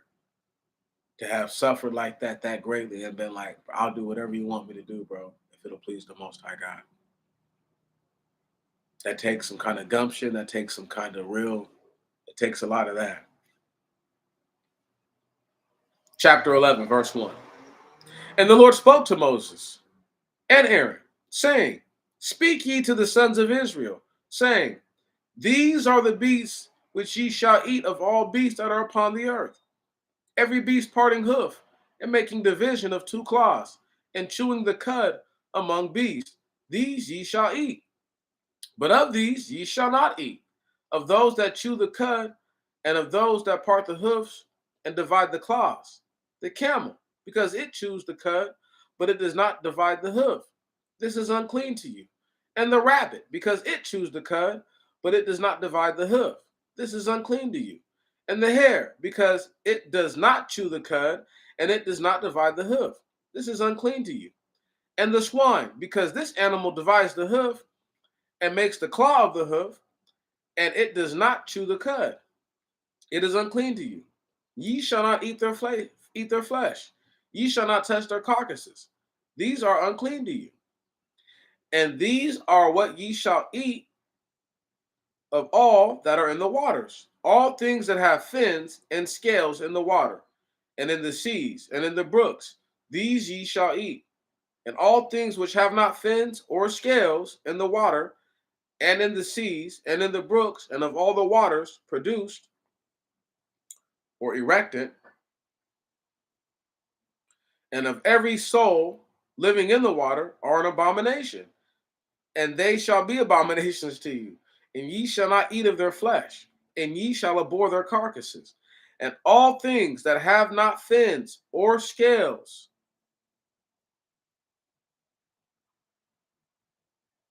of those that are in the waters, these are an abomination to you. And these are the things which ye shall abhor of the birds, and they shall not be eaten. They are abominations. The eagle, and the ossifrage, and the sea eagle, and the vulture, and the kite, and the like to it, and the sparrow, and the owl, and the sea moon, and the like to it, and every raven, and the birds like it, and the hawks, and his like, and the night raven, and the cormorant, and the stork, and the redbill, and the pelican, and the swan, and the heron, and the lapwing, and the like to it, and the hoopoe, and the bat, and all winged creatures that creep with go upon 4 feet are abominations to you. But ye shall eat of the creeping winged creatures or winged animals that go upon 4 feet, which have legs that are above their feet, to leap with on the earth. These are the things which ye shall eat: the caterpillar and his like, the Atticus and his like, and the Caranthus and the Cantharus and his like, and the locust and his like. Every creeping thing from among the birds which has 4 feet is an abomination to you, and by these ye shall be defiled. Everyone that touches their carcasses shall be unclean till the evening, and everyone that takes of their dead bodies shall wash his garments, and shall be unclean till evening. And whichever among the beasts divides the hoof and makes claws and does not chew the cud shall be unclean to you. Everyone that touches their dead bodies shall be unclean till the evening. And everyone among all the wild beasts that move upon his 4 feet, which goes on all four, is unclean to you. And everyone that touches their dead bodies shall be unclean till evening. And he that takes of their dead bodies shall wash his garments and shall be unclean to evening. These are unclean to you. And these are the unclean to you of the reptiles upon the earth: the weasel, and the mouse, the lizard, the ferret, the chameleon, the evid, the newt, the mole. These are unclean of all the reptiles which are on the earth. Everyone who touches their carcass shall be unclean till evening. And on whatsoever one of their dead bodies shall it fall, it shall be unclean. Whatever wooden vessel or garment or skin or sack it may be, every vessel in which work shall be done, should it be dipped in water, it shall be unclean to evening, and then it shall be clean. And every earthen vessel in which it shall fall, whatsoever it is inside, shall be unclean, and it shall be broken. And all the food that is eaten on which the water shall come from such a vessel shall be unclean. And every beverage which is drunk in any such vessel shall be unclean. And everything on which shall fall of their dead bodies shall be unclean. Ovens and stands for jars shall be broken down, and the stands shall be unclean, and they shall be unclean to you. Only if the water be of the fountains of water, or a pool, or a confluence of water, it shall be clean, meaning it's a continuous stream or running body of water. And if one of these carcasses should fall away upon any sowing seed which it shall be sown, it shall be clean. But if water be poured upon any seed, and one of their dead bodies fall upon it, it is unclean to you. And if one of the cattle die, it is lawful for you to, which is lawful for you to eat. He that touches the carcasses shall be unclean till evening. And if one of the cattle die, which it is lawful for you to eat, he that touches their carcasses shall be unclean till evening. And he that eats of the carcass shall wash his garments and shall be unclean to evening. And he that carries any of the carcasses shall wash his garments and bathe himself in water and be unclean till evening. And every reptile that creeps upon the earth, this shall be an abomination to you. It shall not be eaten. And every animal that creeps on his belly, and every one that goes on 4 feet continually, which abounds with his 4 feet among all the reptiles creeping upon the earth, ye shall not eat it, for it is an abomination to you. And ye shall not defile your souls with any of the reptiles that creep upon the earth. Ye shall not be polluted with them, and ye shall not be unclean by them. For I am the Lord your God, and ye shall be sanctified, and ye shall be holy, because I, the Lord your God, am holy. And ye shall not defile your souls with any of the reptiles creeping upon the earth. For I am the Lord who brought you up out of the land of Egypt to be your God. Ye shall be holy, for I, the Lord, am holy. This is the law concerning beasts and birds, and every living creature moving in the water, and every living creature creeping upon the earth, to distinguish between them clean and unclean, and between those that bring forth alive, such as should be eaten, and those that should bring forth alive, such as should not be eaten. Okay, we just touched all that up. It's going to be brought up again, uh, about what people should or should not do. But this book is, like I said when I was first reading it the last time. I think I called it like a matter of class, as a matter of class, because this is a matter of class. You know, it matters that people actually do the right thing, and it matters that people see what it is. Um, would I eat something unclean right now? Yeah, to live. But am I going to do that every day? No. But do I eat unclean things from time to time? I'm sure I do. There's things that I eat that I'm not aware of. Whether it's something that they put into a particular product, or just something that a person may have cooked with another thing that they might not have spoke about.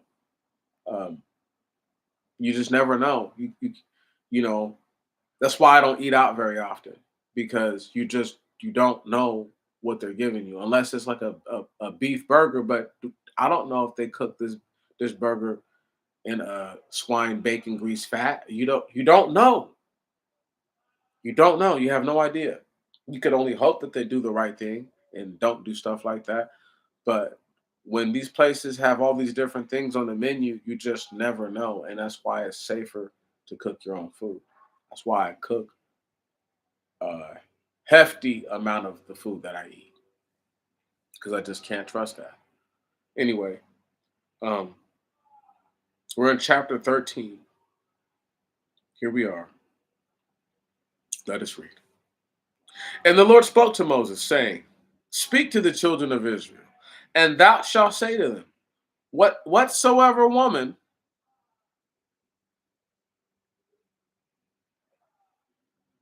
shall conceive, shall have conceived, and born a male child, shall be unclean 7 days. And she shall be unclean according to the days of her separation for monthly courses. And on the 8th day she shall circumcise the flesh of his foreskin. And for 33 days she shall continue in her unclean blood. She shall touch no thing holy, and shall not enter into the sanctuary until the days of her purification be fulfilled. And if she should have borne a female child, then she shall be unclean twice 7 days, according to the time of her monthly courses. And for 66 days she shall remain in her unclean blood. And when the days of her purification shall have been fulfilled for a son or a daughter, she shall bring a lamb of a year old without blemish for a whole burnt offering, and a young pigeon or a turtle dove for a sin offering to the door of the tabernacle of witness to the priest. And he shall present it before the Lord.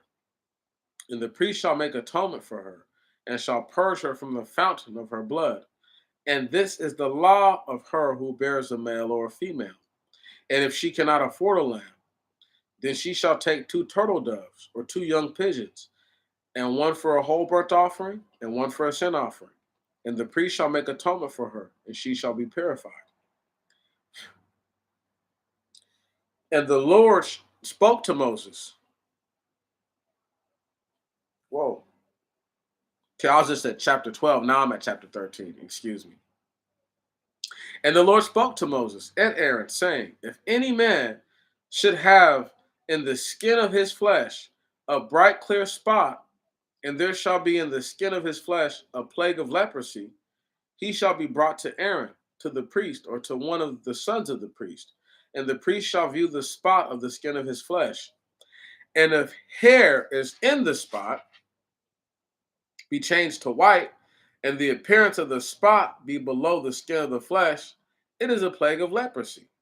And the priest shall look upon it and pronounce him unclean. But if the spot be clear and white in the skin of the flesh, yet the appearance of it not be deep below the skin, and his hair have not been changed for itself, and has not changed itself for white hair, but is dark, then shall the priest separate him that has the spot 7 days. And the priest shall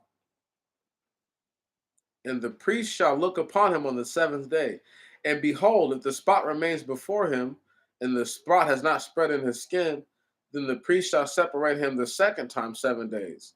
And the priest shall look upon him in the second time on the seventh day, and behold, if the spot be dark, and the spot has not spread in the skin, then the priest shall pronounce him clean, for it is a mere mark. And if the man shall wash his garments and be clean. But if the bright spot should have changed and spread in his skin, and the priest have seen him for the purpose of purifying him, then shall he appear the second time before the priest.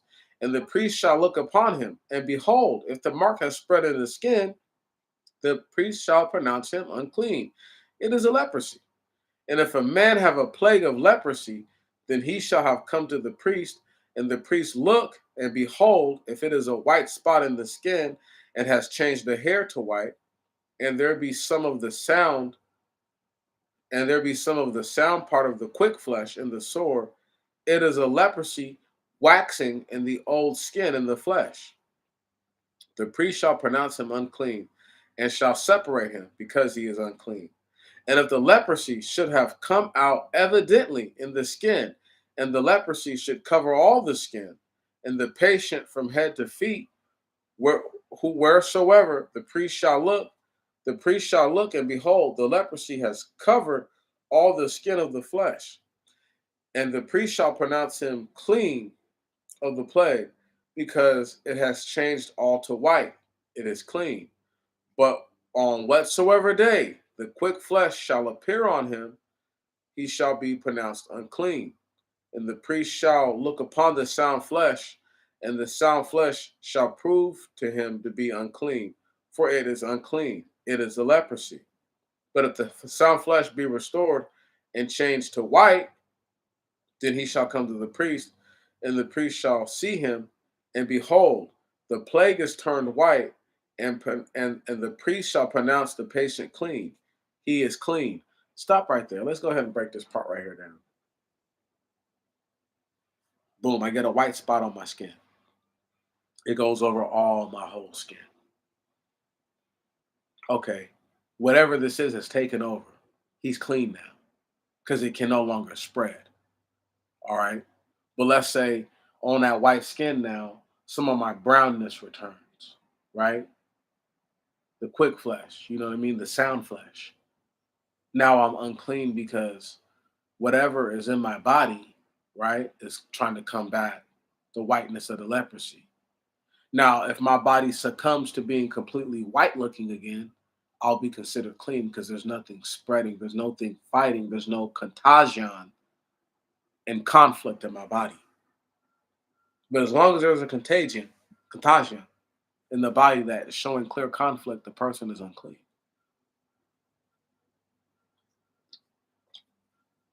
You get what I'm saying? Where we at?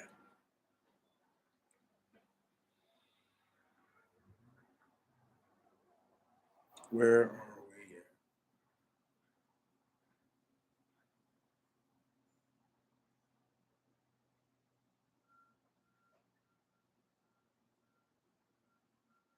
And at verse 18, and the flesh should have become an ulcer in the skin. It should have healed. And there should be in the place of the ulcer a white sore, or one light looking white and bright and fiery. It shall be seen by the priest. And then the priest shall look, and behold, if the appearance beneath the skin and his hair has changed to white, the priest shall pronounce him unclean, because it is a leprosy. It has broken out in the ulcer. But if the priest look, and behold, there is no white hair on it, and not below the skin of flesh, it be dark colored, then the priest shall separate him 7 days. But if it manifestly spread over the skin, then the priest shall pronounce him unclean. It is a plague of leprosy. It has broken out in the ulcer. But if the bright spot should remain in its place and not spread, it is the scar of the ulcer, and the priest shall pronounce him clean.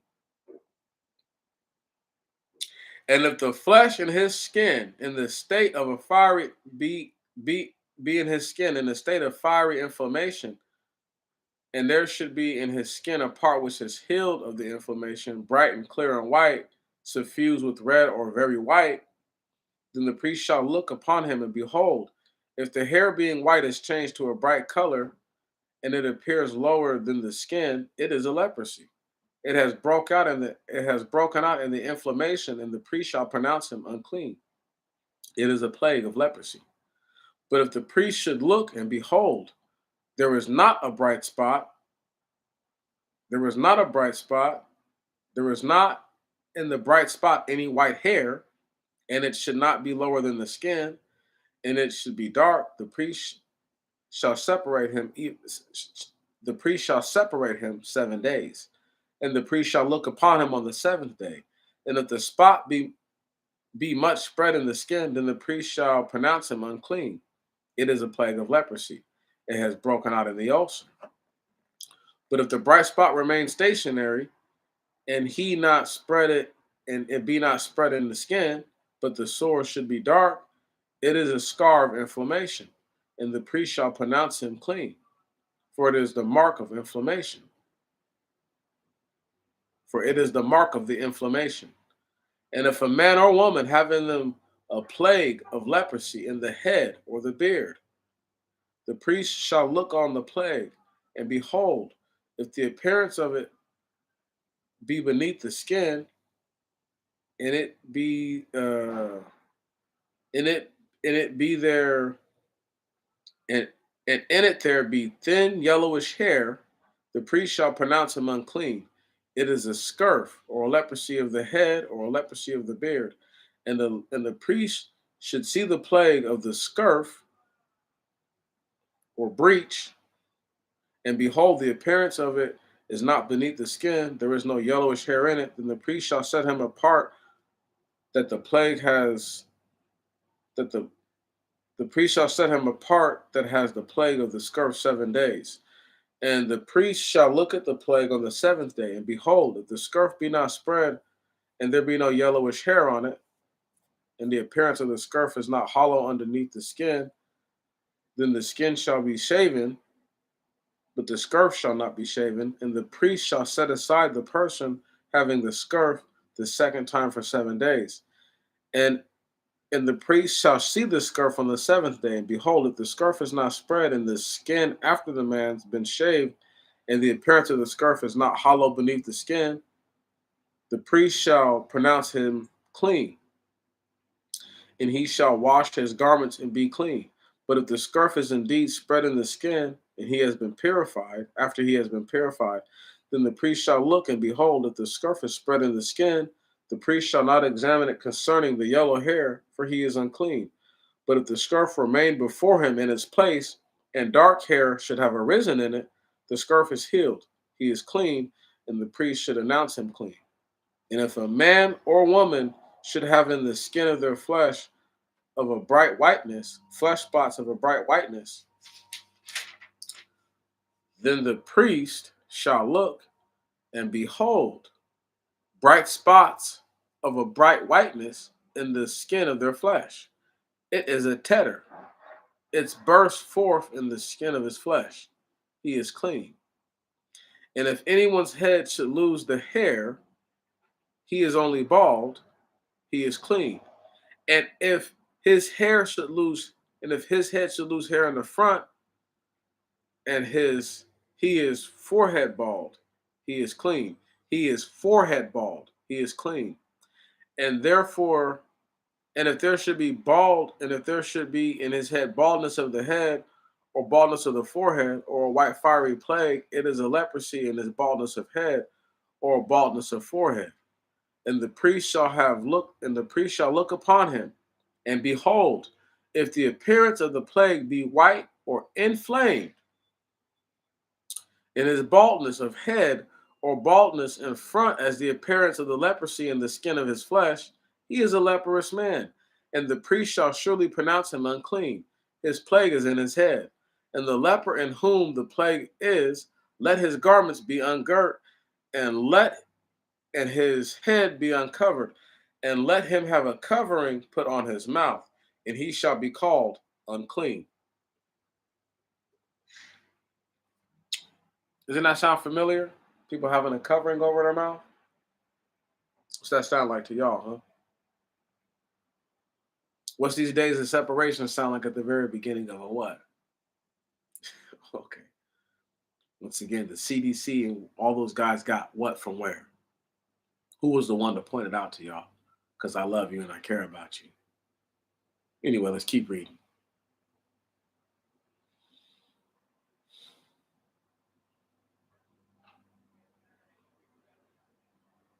And all the days in which the plague shall be upon him, being unclean, he shall be esteemed unclean. He shall dwell apart. His place of sojourn shall be without the camp. And if a garment have in it the plague of leprosy, a garment of wool or a garment of flax, either in the warp or in the woof, or in the linen, or in the woolen threads, or in the skin, or any workmanship of skin, the plague be greenish or reddish in the skin, talking about mold, or in the garment, either in the warp or in the woof, or in any utensil of the skin, it is a plague of leprosy. He shall show it to the priest, and the priest shall look upon the plague, and the priest shall set apart that which has the plague 7 days. And the priest shall look upon the plague on the seventh day. And if the plague be spread in the garment, either in the warp or in the woof or in the skin or in whatsoever skin or whatsoever things skin may be used in their workmanship, the plague is confirmed leprosy. It is unclean. He shall burn the garment, either the warp or woof, in the woolen garment or in flaxen or in any utensil of skin and in which there may be the plague, because it is a confirmed leprosy. It shall be burnt with fire. And if the priest should see the plague not be spread, either in the warp or in the woof or in any utensil of the skin, the priest shall give directions, and one shall wash that which is, and one shall wash that which is on. There may have been the plague, and the priest shall set it aside a second time for 7 days, and the priest shall look upon it after the plague has been washed, and if this, even the plague, has not changed in its appearance, the plague does not spread, it is unclean, it shall be burnt with fire. If it is fixed in the garment, in the warp, or in the woof. And if the priest should look at the spot be dark after it has been washed, he shall tear it off the garment, either from the warp or the woof, or from the skin. And if it should still appear on a garment, either in the warp or the woof, or any article of the skin, it is a leprosy bursting forth, that therein the plague shall be burnt with fire. And the garment or the warp or the woof of any article of the skin which shall be washed, and the plague depart from it, it shall be washed again and shall be clean. This is the law of leprosy, of a woolen or linen garment, either of warp or woof, or any leathern article, to pronounce it clean or unclean. And the Lord spoke to Moses, saying, This is the law of the leper. Verse 1, chapter 14. This is the law of the leper. In whatsoever day he shall be cleansed, then shall he have brought to the priest, and the priest shall come forth out of the camp, and the priest shall look, and behold, the plague of leprosy is removed from the leper.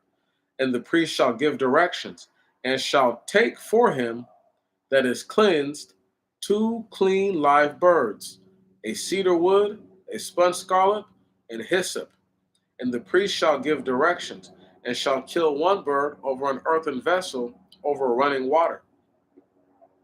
And as for the living bird, he shall take it in the cedar wood and spun scarlet and hyssop, and he shall dip them, and the living bird in the blood of the bird that was slain over running water. And he shall sprinkle 7 times upon him that is cleansed of the leprosy, and shall be clean. And he shall let the living bird into the field. And the man that has been cleansed shall wash his garments, and shall shave off all his hair, and shall wash himself in water, and shall be clean. And after that shall go into the camp, and remain out of his house 7 days. And it shall come to pass on the seventh day, he shall shave all of his hair, and all of his hair, his head and his beard, and his eyebrows, even all his hair shall he shave. And he shall wash his garments, and wash his body, and shall be clean. And on the 8th day he shall take 2 lambs without spot of a year old, and 1 ewe lamb without spot of a year old, and 3 tenths of fine flour for sacrifice kneaded with oil, and 1 small cup of oil. And the priest that cleanses shall present the man under purification, and these offerings before the Lord at the door of the tabernacle of witness. And the priest shall take 1 lamb and offer him for a trespass offering, and the cup of oil, and set them apart for a special offering before the Lord. And they shall kill the lamb in the place where they kill the whole burnt offering, and the sin offerings, in the holy places. For it is a sin offering, as the trespass offering. It belongs to the priest. It is most holy. And the priest shall take of the blood of the trespass offering, and the priest, shall put it on the tip of the right ear of the person under cleansing, and on the right thumb, and on the great toe of his right foot. And the priest shall take a cup of oil, and shall pour it on his and shall pour it upon his own left hand, and shall dip with his finger of the right hand into some of the oil in his left hand, and shall sprinkle his finger 7 times before the Lord. And the remaining oil that is in his hand, the priest shall put on the tip of the right ear under the cleansing, and on the right thumb, and on the thumb of his right hand, and the great toe of his right foot, on the place of the blood of the trespass offering. And the remaining oil that is on the hand of the priest shall put on the head of the cleansed leper, and the priest shall make atonement for him before the Lord. And the priest shall sacrifice the sin offering, and the priest shall make atonement for the person under purification to cleanse him from his sin. And afterwards, the priest shall slay the whole burnt offering, and the priest shall offer the whole burnt offering, and the sacrifice upon the altar before the Lord. And the priest shall make atonement for him, and he shall be cleansed. And if he should be poor and cannot afford so much, he shall take one lamb for his transgression for separate offering, and so as to make propitiation for him, and a tenth deal of fine flour, and with oil for sacrifice, and 1 cup of oil, and 2 young turtle doves, or 1 young or 2 young pigeons, as he can afford. And the one shall be a sin offering, and the other a whole burnt offering. And he shall bring them on the 8th day to purify him to the priest to the door of the tabernacle of witness before the Lord. And the priest shall take the lamb of the trespass offering and the cup of oil, and place them for a set offering before the Lord. And he shall slay the lamb of the trespass offering. And the priest shall take of the blood of the trespass offering, and put it on the tip of the right ear of him that is under purification, and on the right thumb of his hand, and on the great toe of his right foot. And the priest shall pour the oil of his own left hand, shall pour the oil on his own left hand. And the priest shall sprinkle the finger of his right hand, some of the oil that is in his left hand, 7 times before the Lord. And the priest shall put the oil that is on his hand on the tip of his right ear, and that is under purification, and on the right thumb of his right hand, and on the great toe of his right foot, and and on the place of the blood of the trespass offering, that which is left of the oil which is in the hand of the priest, he shall put on the head of him that is purged, and the priest shall make atonement for him before the Lord. And he shall offer 1 turtle dove or one of the young pigeons, as he can afford it, the one for sin offering, the other for a whole burnt offering, which is the meat offering. And the priest shall make an atonement before the Lord for him that is under purification. This is the law for him who this is the law for him in whom is the plague of leprosy, and who cannot afford the offerings for his purification. And the Lord spoke to Moses and Aaron, saying, Whensoever ye shall enter into the land of the Canaanites, I shall give you for possession, and I shall put out the plague of leprosy in the houses of your possessions. Then the owner shall come and retort to the priest, saying, I have seen as it were a plague in the house. And the priest shall have orders to remove the furniture of the house before the priest before the priest comes in to see the plague. And thus none of the things in the house shall be unclean.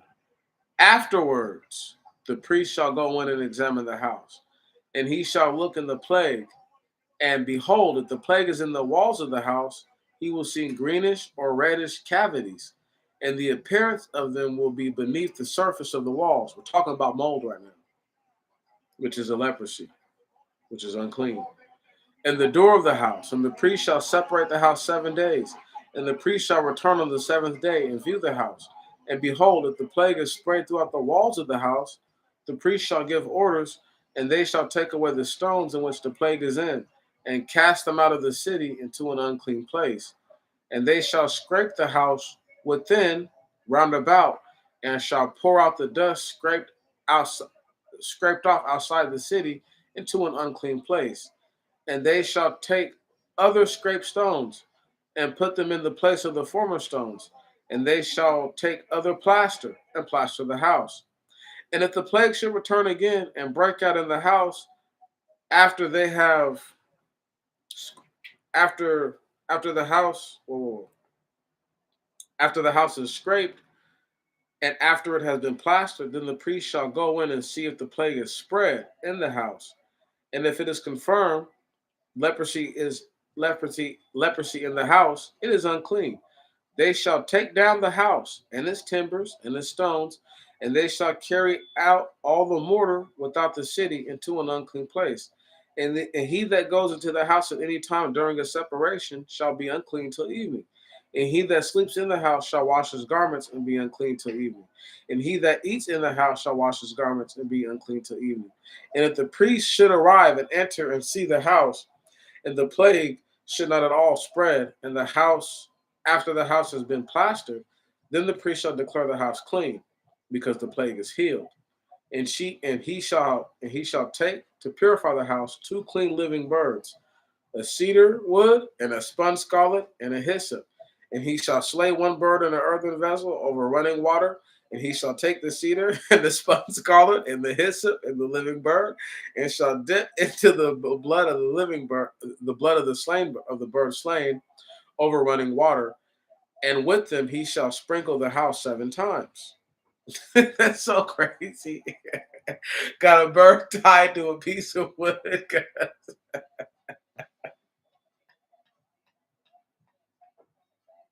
Maybe I'm the only one that's giggling over this.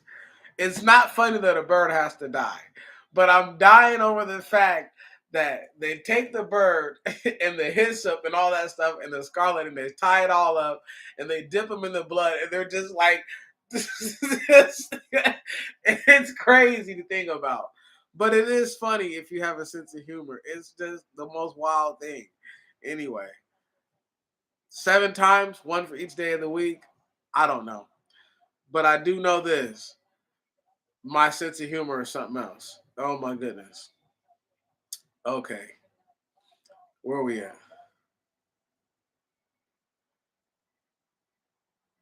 And shall dip into the blood of the slain, into the bird of the slain, the blood of the bird slain over running water.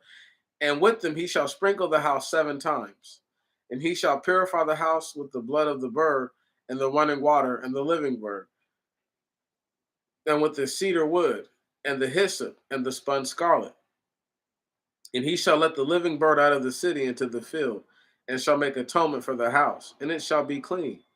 This is the law concerning every plague of leprosy, and scurf, and the leprosy of a garment, and of a house, and of a sore, and of a clear spot, and of a shining one, and of a declaring in that day what is unclean, and in what day it shall be purged. This is the law of leprosy. Let's keep going. Chapter 15.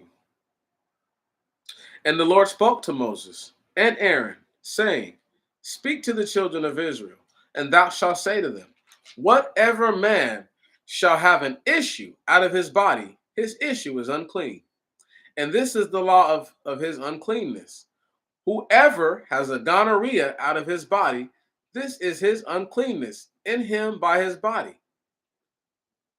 In him by his body. This is his uncleanness in him by reason of the issue, by which his body is affected through the issue. All the days of the issue of his body, by which his body is affected through the issue, there is his uncleanness. Every bed on which that he has the issue shall lie as unclean, and on every seat which that he has the issue may happen to sit shall be unclean. And the man who shall touch his bed with his garments and bathe himself in water, and shall be unclean. And the man who shall touch his bed shall wash his garments and bathe himself in water, and shall be unclean till evening. And whosoever sits on the seat on which he that has the issue may have sat shall wash his garments and bathe himself in water, and shall be unclean till evening. And he that touches the skin of him that has the issue shall wash his garments and bathe himself in water, and shall be unclean till evening. And he that has the issue should spit upon one that is clean. That person shall wash his garments and bathe himself in water, and be unclean until evening. And everyone's ass's saddle on which the man which the issue have mounted should be unclean till evening. And everyone that touches whatsoever shall have been under him shall be unclean till evening. Man.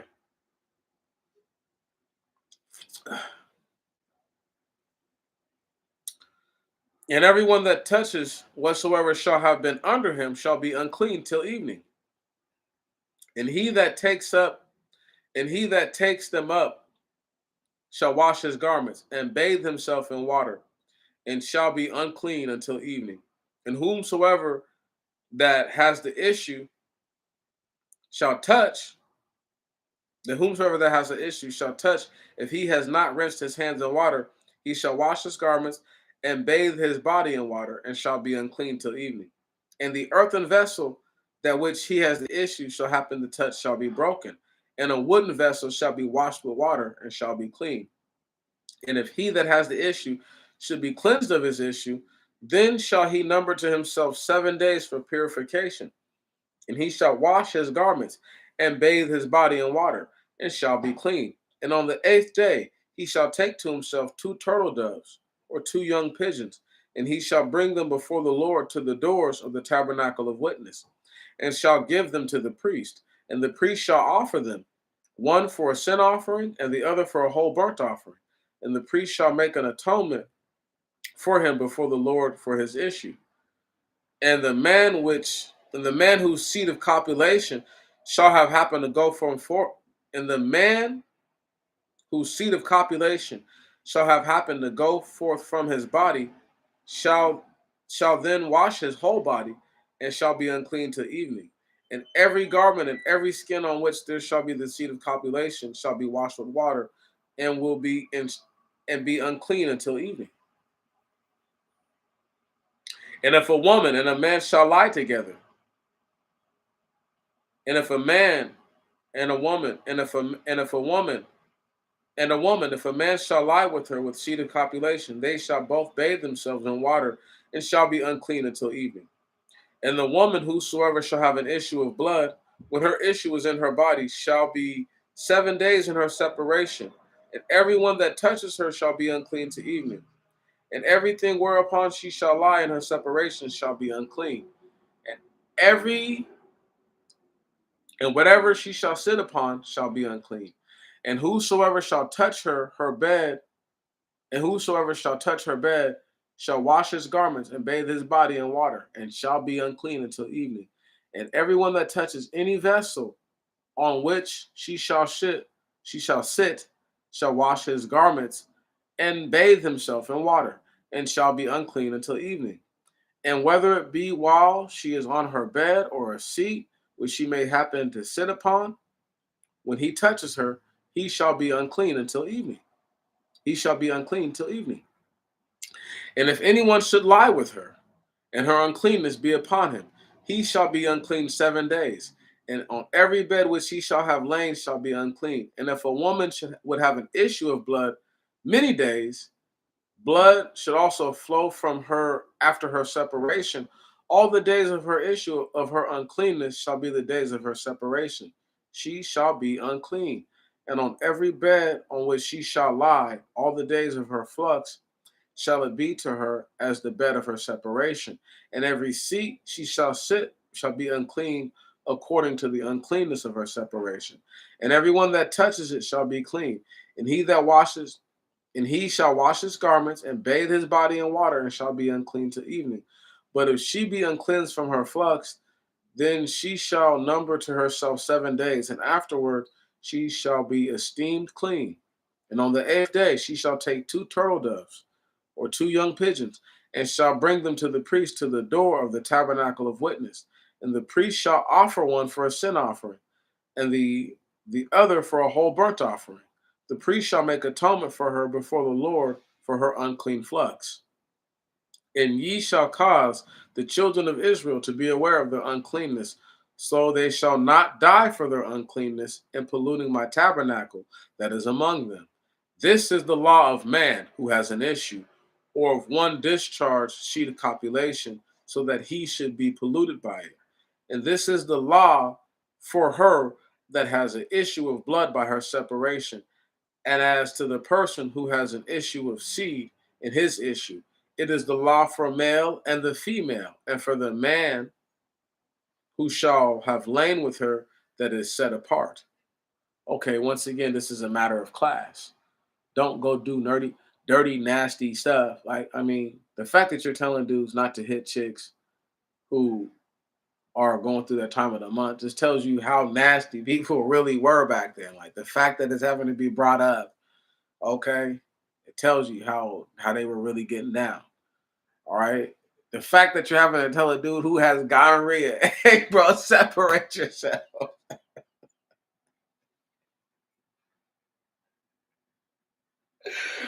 Man, these are some dirty ass niggas, bro. That's all I got to say about that. Let's keep going. Chapter 16, verse 1.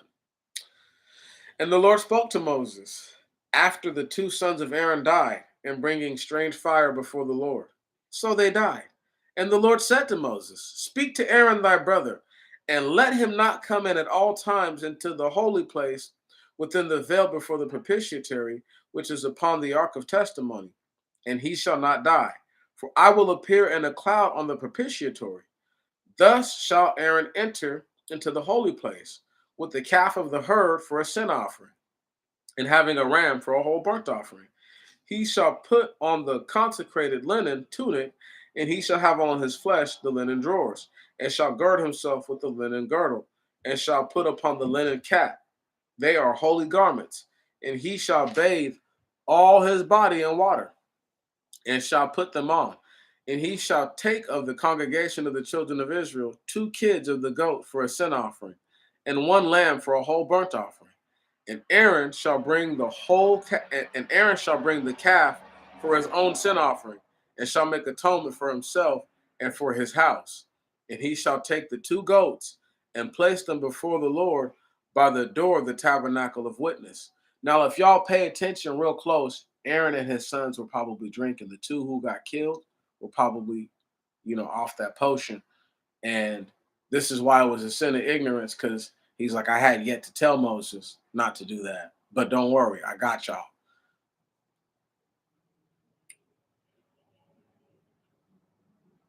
Let's keep going.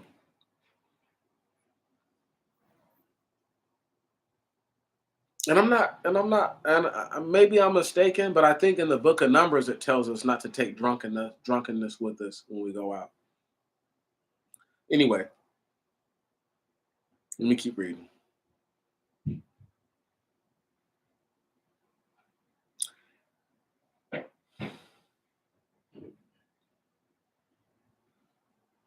And he shall take the 2 goats and place them before the Lord by the door of the tabernacle of witness. And Aaron shall cast lots upon the 2 goats, 1 lot for the Lord, and the other for the scapegoat. And Aaron shall bring forward the goat. And Aaron shall bring forward the goat on which the lot for the Lord fell, and shall offer him for a sin offering. And the goat upon which the scapegoat came, he shall present alive before the Lord to make atonement upon him, so as to send him away as a scapegoat for the dismissal, and he shall send him into the wilderness. And Aaron shall bring the calf for sin, and shall make atonement for himself and for his house, and shall kill the calf for sin offering, and shall take his censer full of coals of hot fire off the altar which is before the Lord, and shall fill his hands with fine compound incense, and shall bring it within the veil. And he shall put the incense on the fire before the Lord, and the smoke of the incense shall cover the mercy seat before the table of testimony, before the tables of testimony, and he shall not die. And he shall take of the blood of the calf and sprinkle it with his finger on the mercy seat,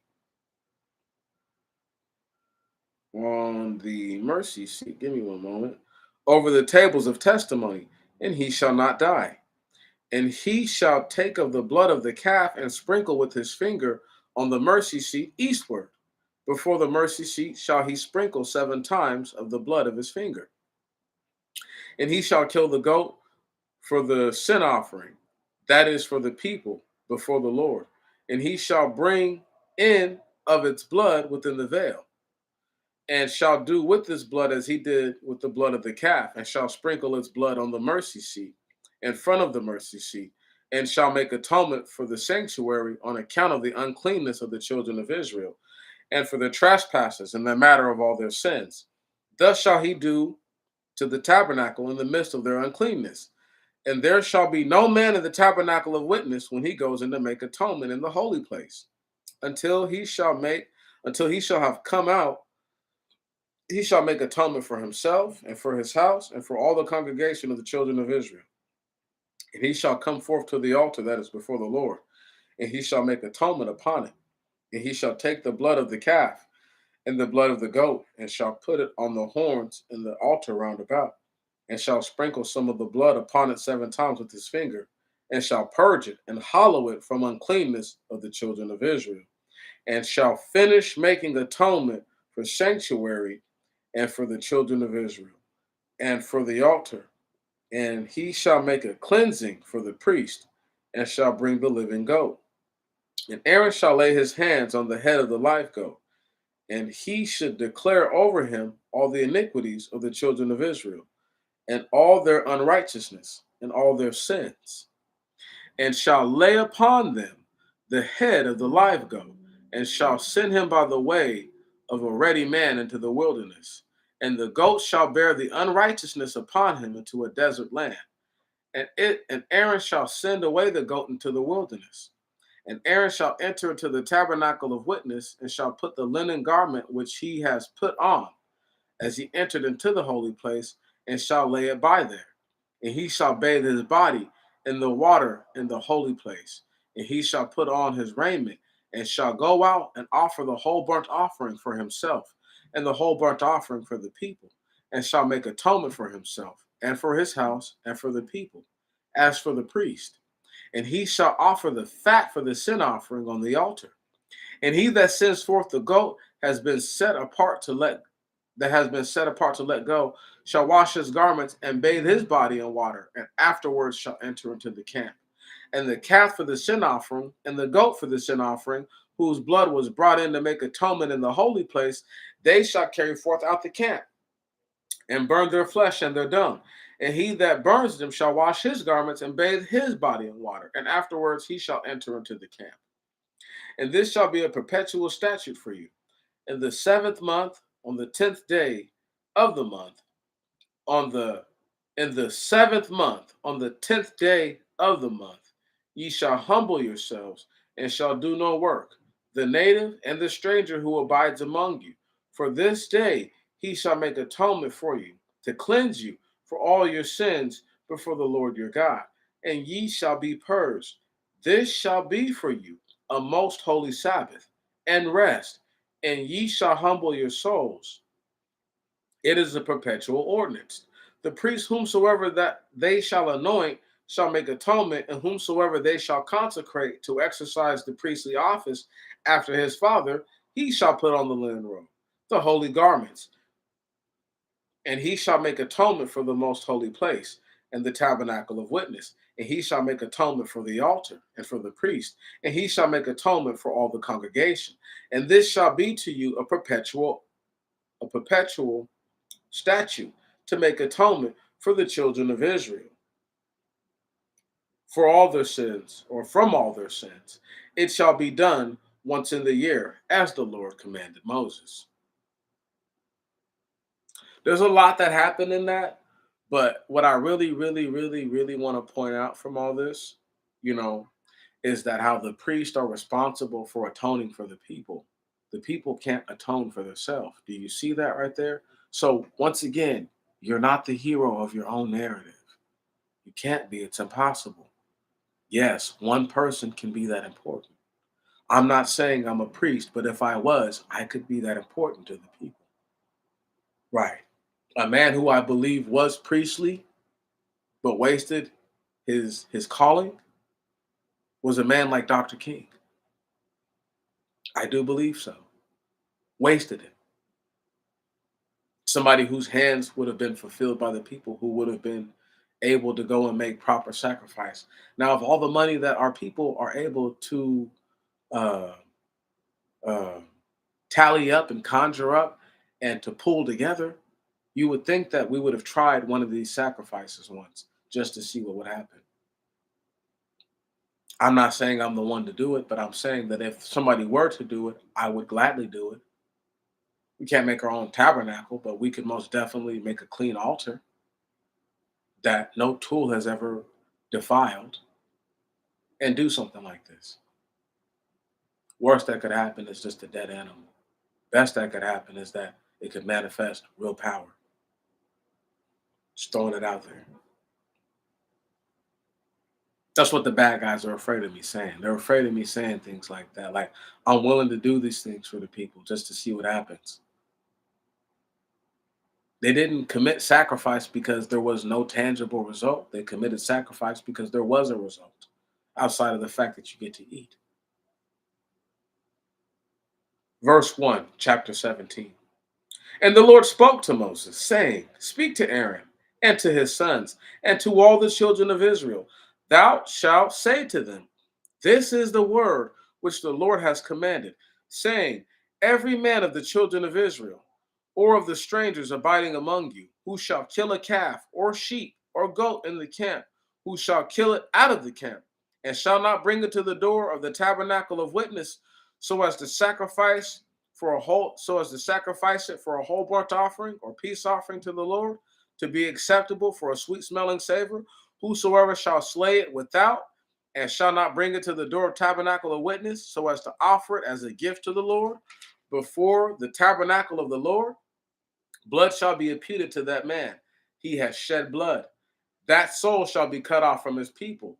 The children of Israel, the children of Israel may offer the sacrifices, all that they slay in the fields, and bring them to the Lord unto the doors of the tabernacle of witness to the priest, and they shall sacrifice them as a peace offering. And they shall sacrifice him as a peace offering to the Lord. And the priest shall pour out the blood on the altar round about before the Lord, by the doors of the tabernacle of witness, and shall offer the fat, for a sweet smelling savor to the Lord. And they shall no longer offer the sacrifices to vain gods, after which they go a whoring. It shall be a perpetual statute to you and to your generations. And thou shalt say to them, whatever man of the children of Israel, or of the sons of the proselytes abiding among you, shall offer a whole burnt offering or sacrifice, and shall not bring it to the door of the tabernacle of witness to the Lord, that man shall be destroyed from among his people. And whatever man among the children of Israel or of the strangers abiding among you shall eat any blood, I will even set my face against that soul that eats blood, and I will destroy it from its people. For the life of flesh is its blood, and I have given it to you on the altar to make atonement for your souls. For its blood shall make atonements for your soul. Therefore, I said to the children of Israel, no soul of you shall eat No soul of you shall eat blood, and the stranger that abides among you shall not eat blood.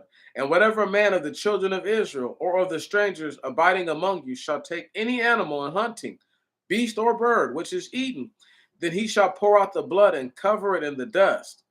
For the blood of all life, for the blood of all flesh is its life. And I said to the children of Israel, ye shall not eat the blood of any flesh. For the life of all flesh is its blood. Everyone that eats it shall be destroyed. Every soul which eats that which has died of itself or taken of a beast, either among the natives or among the strangers, shall wash his garments, bathe himself in water, and shall be unclean until evening. Then shall he be clean. But if he does not wash his body, but if he does not wash his garments and do not bathe his body in water, then shall he bear his iniquity. Plain and simple. So if you got blood on your face and all that kind of stuff, we're gonna see that, right? I told y'all, get rid of the evidence, right? As a matter of class, but still, get rid of the evidence to get rid of all the proof that you did all that. Because if we can prove that you've been eating blood, what else have you been doing? See what I'm saying? You don't need for people to question your integrity. That's the last thing that needs to be in question. Let me go ahead and say that to y'all again. You don't need anyone questioning your integrity. That's the last thing that needs to be in question. We're in chapter 18, and we're just assuming, y'all, if y'all are just patient with me for just another 17-ish pages, 16 for sure pages, we good. We got it all done. So maybe another hour of reading, maybe, and we're done. Y'all can go on with your days, and the whole Leviticus, one whole book, knocked out. We're gonna knock it out today. That's the plan. And it's not as easy as it may sound or it may seem. It's actually taxing in its own way. You know, I don't always do what I want to do, but give me one moment. Be right back. Goodness.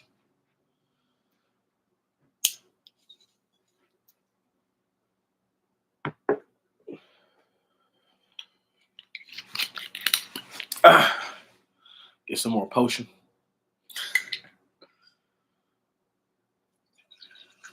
There we go.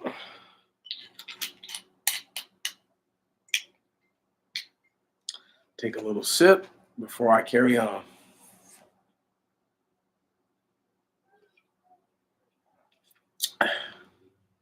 Boy, I love me some Merlot. When I say I love me some Merlot. I love some Merlot, y'all. I love it. Chapter 18, verse 1. And the Lord spoke to Moses, saying, Speak to the children of Israel, and thou shalt say to them, I am the Lord your God. Ye shall not do according to the devices of Egypt in which ye dealt, in which ye dwelt, and to according to the devices of Canaan, into which I bring you. Ye shall not do. Ye shall not walk in their ordinances. Ye shall observe my judgments and keep my ordinances, and shall walk in them. I am the Lord your God.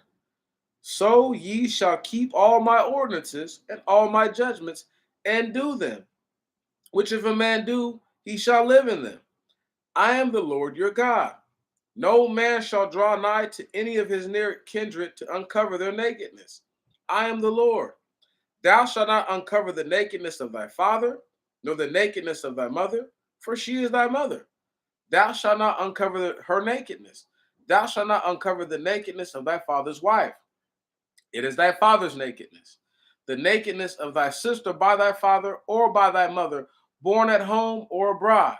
Neither their nakedness thou shalt not uncover. The nakedness of thy son's daughter or thy daughter's daughter. Their nakedness thou shalt not uncover, because it is thy nakedness. Thou shalt not uncover the nakedness of the daughter of thy father's wife.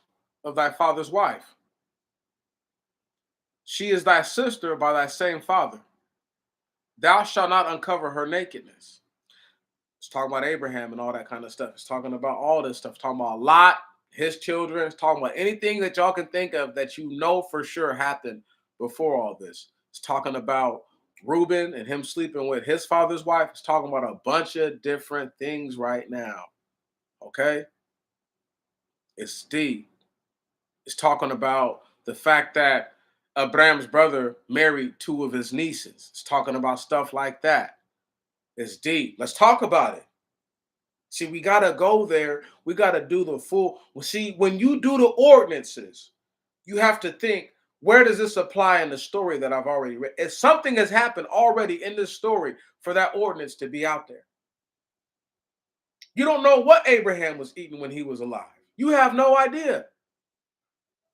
We assume he only ate clean things, but there is no indication that he did not eat anything unclean. The man was married to his sister. There's an ordinance right now going against the exact way that he lived. There's an ordinance I'm reading about right now is about you're not supposed to do that. Come on now. Let's keep going.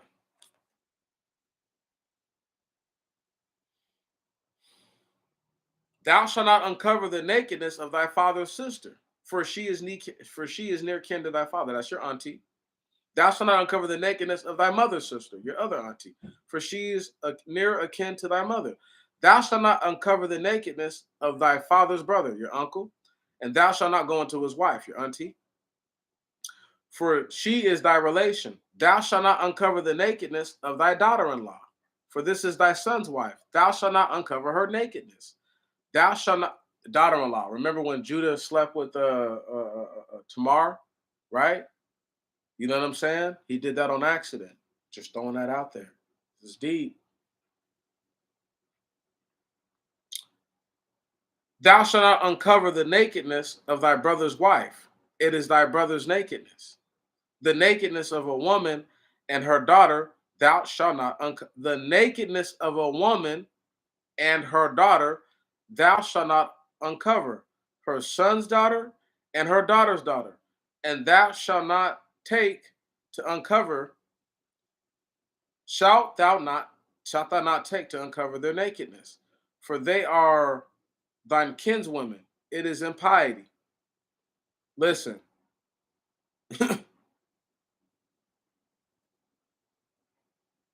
the woman and her daughter, the most clear thought to that, because it just talked about the uncles, right? It just says right here, thou shalt not uncover the nakedness of thy brother's wife. So this is your sister-in-law and your niece. Right on. That's what that's talking about. People are like, that's your a woman and her daughter. That's talking about your cousins. No, it's not, bro. Because why would the Most High God tell the daughters of Ephraim to marry their cousins? That's backwards. Thank you very much. That has to be an indication of your sister-in-law and your niece. It's not okay. It's not okay.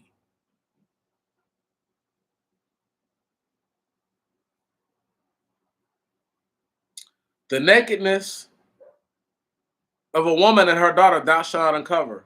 Her son's daughter and her daughter's daughter thou shalt not take to uncover their nakedness, for they are thine kinswomen. It is impiety. Thou shalt not take a wife in addition to her sister as a rival to uncover her nakedness in opposition to her while she is yet living. Okay, hold off on that last part. We'll get to that in a second. Got to stress this part. Her son's daughter and her daughter's daughter. So this is your niece and your nephews. You don't touch them. Right on? You don't go after your nieces and your nephews. Right. You don't go after your sister-in-law. You don't, there's just things you don't do. Right. Apparently, it was the Egyptians and the Canaanites lived this sort of life. They lived that life. Otherwise, the Most High God would not say, don't do what they're doing. Don't do what you already seen done, and don't do what you're going to see being done. There'd be no need for that if they weren't living like that. So for all y'all cats who claim that how great the Egyptians were, these dudes were sleeping with any and everything, including animals. Please.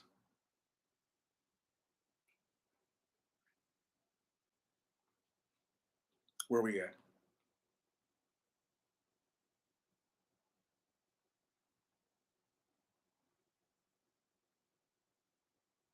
Here we go.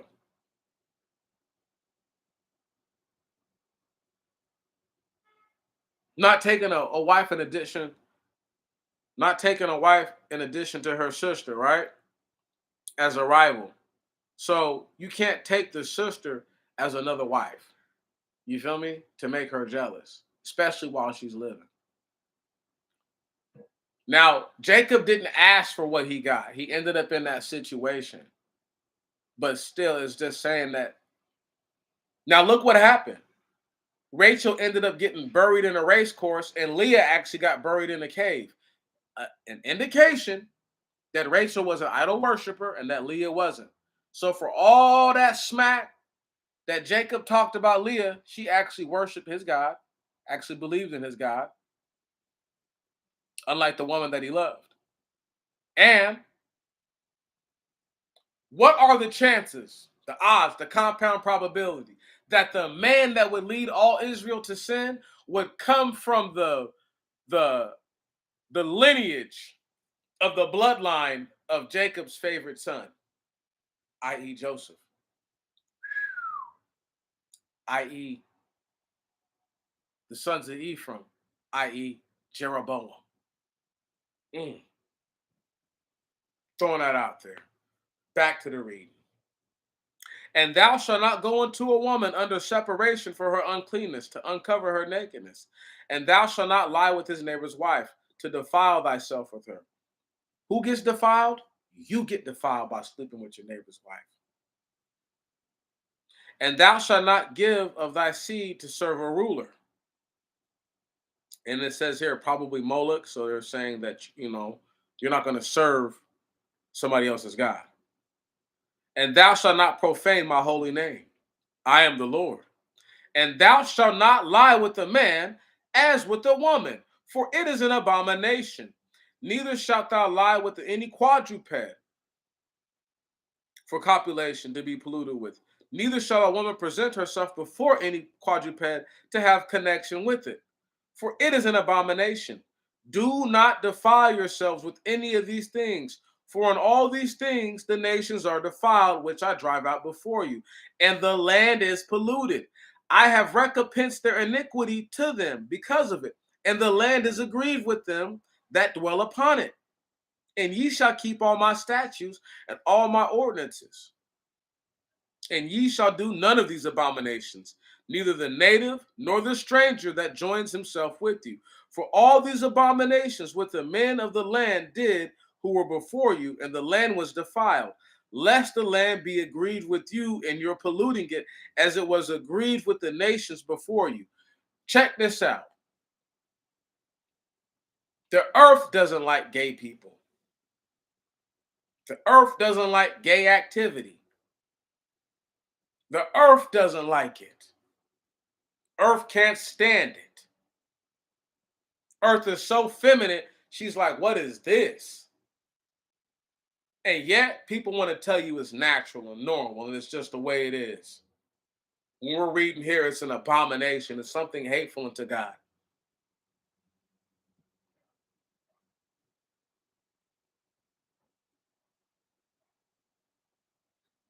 For whosoever shall do any of these abominations, the souls that do them shall be destroyed from among their people. And ye shall keep my ordinances, that ye may not do any of the abominable practices which have taken place before your time. And ye shall not be polluted in them, for I am the Lord your God. Chapter 19, verse 1. And the Lord spoke to Moses, saying, speak to the congregation of the children of Israel, and thou shalt say to them, ye shall be holy, for I am the Lord your God am holy. Let every one of you reverence his father and his mother, and shall keep my Sabbath. And ye shall keep my Sabbaths. I am the Lord your God. Ye shall not follow idols, and ye shall not make to yourself molten gods.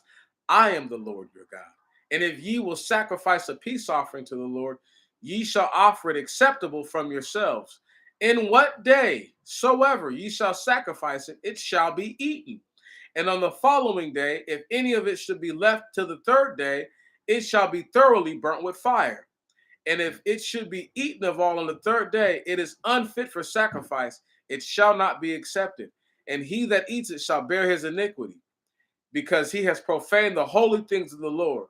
And the souls that eat it shall be destroyed from among their people. And when ye reap the harvest of your land, ye shall not complete the reaping of your field with exactness. And thou shalt not gather that which falls from thy reaping.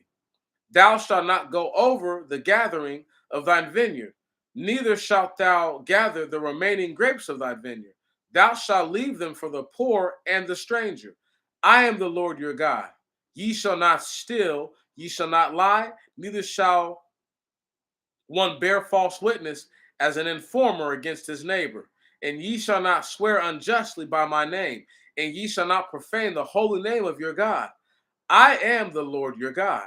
Thou shalt not injure thy neighbor, neither do thou rob him. neither shall the wages of thy hireling remain with thee until the morning. Thou shalt not revile the deaf, neither shalt thou put a stumbling block in the way of the blind. And thou shalt fear the Lord thy God. I am the Lord your God. Thou shalt not act unjustly in judgment. Thou shalt not accept the persons of the poor, nor admire the persons of the mighty. With justice thou shalt judge thy neighbor. Thou shalt not walk deceitfully among thy people. And thou shalt not rise up against the blood of thy neighbor. I am the Lord your God. Thou shalt not hate thy brother in thine heart, so that thou shalt bear, so thou shalt not bear sin on his account, and thine hand shall not avenge thee, and thou shalt not be angry with the children of thy people, and thou shalt love thy neighbor as thyself. I am the Lord. Ye shall observe my law. Thou shalt not let thy cattle gender with one of a different kind, and thou shalt not sow thy vineyard with diverse seed. Thou shalt not put up upon thyself a mingled garment woven of two materials. And if anyone lie carnally with a woman, and she should be a home kept, and she should be a home servant kept for a man, and she should not been ransomed, and her freedom has not been given her, they shall be visited with punishment, but they shall not die, because she was not set at liberty. But they shall not die, because she was not set at liberty. And he shall bring for his trespass to the Lord, to the tabernacle of witness, a ram for a trespass offering. And the priest shall make atonement for him with the ram of the trespass offering before the Lord, for which he sinned. And the sin which he sinned shall be forgiven him. And whenever ye shall enter into the land which the Lord your God gives you, and ye shall plant any fruit trees, them shall ye purge away of its uncleanness. It shall be fruit, its fruit shall be 3 years uncleansed to you, and it shall not be eaten. And in the 4th year, all of its fruit shall be holy, a subject of praise to the Lord. And in the 5th year, ye shall eat the fruit, its produce, and it is an increase to you. I am the Lord your God. Eat not on the mountains, nor shall ye employ your auguries, nor divine by inspection of birds. Ye shall not make a round cutting of the hair of your head, nor disfigure your beard. Disfigure means a design. So all those niggas who go and get their shit chopped up, like, oh nigga, I'm saucy. No, nigga, you disfigured your beard. All y'all anybody who goes and gets their head faded up, right? Same thing. That's why y'all always see me just looking wild. That's what I'm supposed to be. This is how we're supposed to be able to tell who we are from everybody else. You grow your beard, you grow your hair. If their hair doesn't grow like yours and their beard doesn't grow like yours, guess what? They're probably not your people. Big whoop. Could they still be the stranger? Could they still be the proselyte? Could they still be the whatever? Sure. Sure. But that doesn't, you see what I'm saying?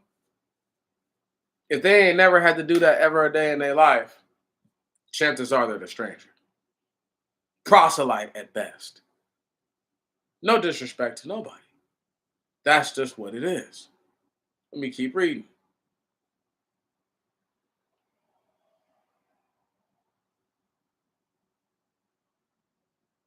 Ye shall not make a round cutting of the hair of your head, nor disfigure your beard. And a moment, and ye shall not make cuttings in your body for the dead, for a dead body, and ye shall not inscribe on yourselves any marks. I am the Lord your God. Thou shalt not profane thy daughter to prostitute her, so the land should not go a whoring, and the land be filled with iniquity. Ye shall keep my Sabbaths and reverence my sanctuaries. Some of y'all come from people who love pimping. Some of these dudes brag about being pimps right now to this day. That's right. Y'all come from bloodlines who helped drive us right into the ground, drove us right into oblivion, and put us in the same very position that we're in right now. Don't think that there weren't dirty ass niggas on the plantation pimping out their daughters to them dirty ass white devils. Let's go ahead and keep going. Blue eyed devil. Some of them brown eyed. Eat not on the mountains, Nor shall ye employ auguries, nor divine by inspection of birds. Ye shall not make a round cutting of the hair of your head, nor disfigure your beard. And ye shall not cut into your body for a dead body, or for a dead soul, and ye shall not inscribe on yourselves any marks. I am the Lord your God. Thou shalt not profane thy daughter to prostitute her, so the land shall not go a whoring, and the land be filled with iniquity. Ye shall keep my Sabbaths, and reverence my sanctuaries. I am the Lord. Ye shall not attend to those who have in them divining spirits, nor attach yourselves to enchanters to pollute yourselves with them. I am the Lord your God. Thou shalt rise up before the hoary head, and honor the face of the old man, and thou shalt fear thy God. I am the Lord your God.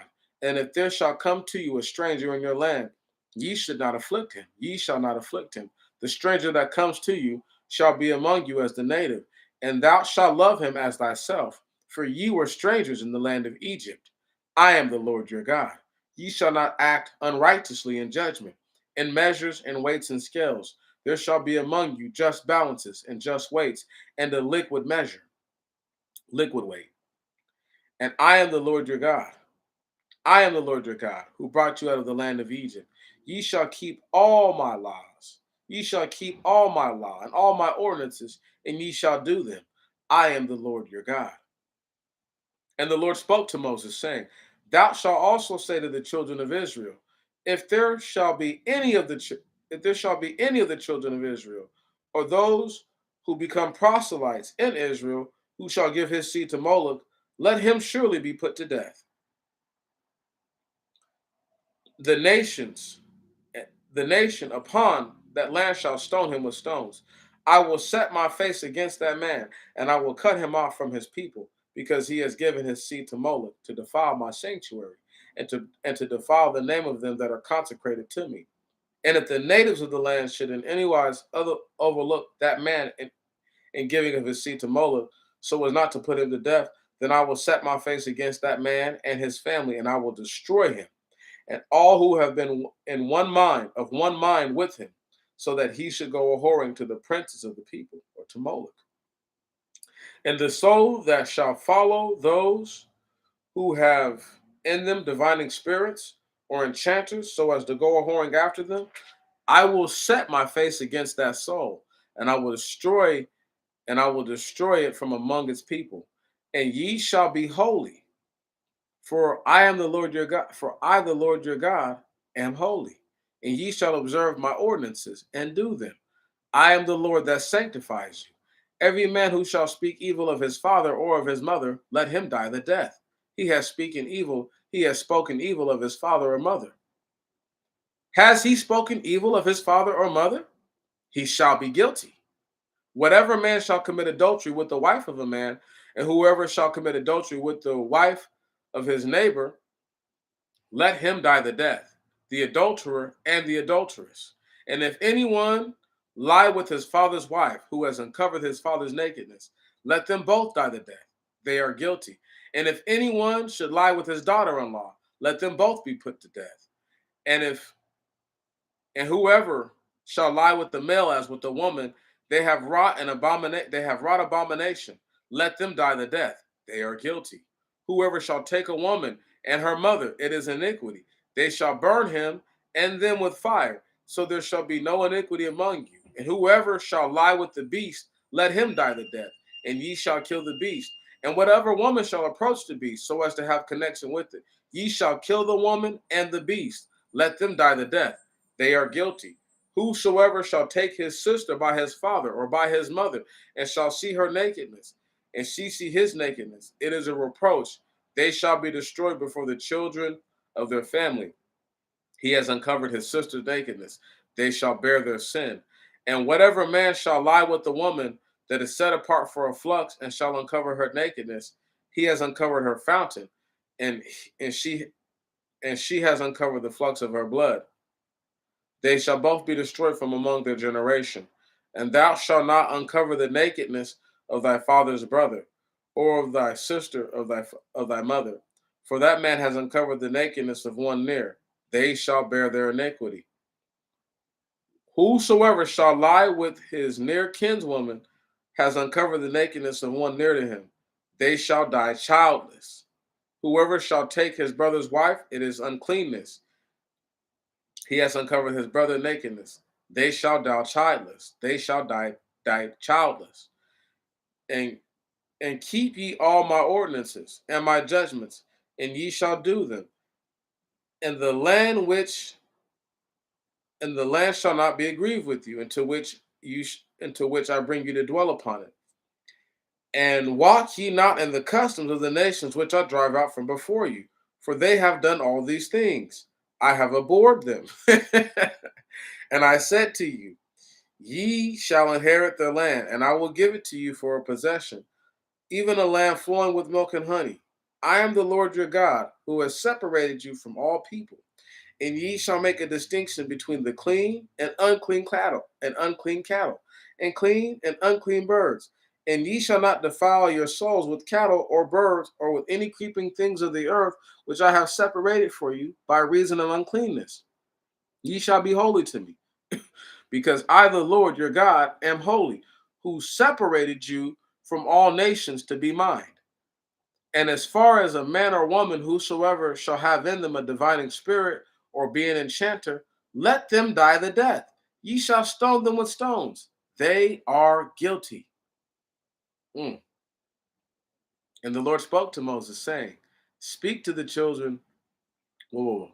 Speak to the priest, the sons of Aaron, and thou shalt tell them, they shall not defile themselves in their nation for the dead, but they may mourn for a relative who is near to them, for a father and mother, and sons and daughters, for a brother, and for a virgin sister that is near to one, that is not espoused to a man. For these one shall defile himself. He shall not defile himself suddenly among his people to profane himself. And ye shall not shave your head for the dead with the baldness on the top, and ye shall not shave your beard, neither shall ye take the gashes, neither shall ye make gashes on your flesh. They shall be holy to their God, and they shall not profane the name of their God. For they offer the sacrifices of the Lord as the gifts of their God, and they shall be holy. They shall not take a woman who was a harlot and profane, or a woman who was put away from her husband, for he is holy to the Lord his God. And they shall hallow, and thou shalt hallow him. He offers gifts to the Lord your God. He shall be holy, for I am the Lord that sanctify them am holy. And if the daughter of a priest should be profaned to go a whoring, she profanes the name of her father. She shall be burnt with fire. And if the priest that is chief among his brethren, the oil have been poured among his head of the anointed one, and he having been consecrated to put on the garments, shall not take the mitre off his head, shall not take the mitre off his head, and shall not rend his garments. Neither shall he go into any dead body, neither shall he defile himself for his father or for his mother. And he shall not go out of the sanctuary, and he shall not profane the sanctuary of his God. One moment.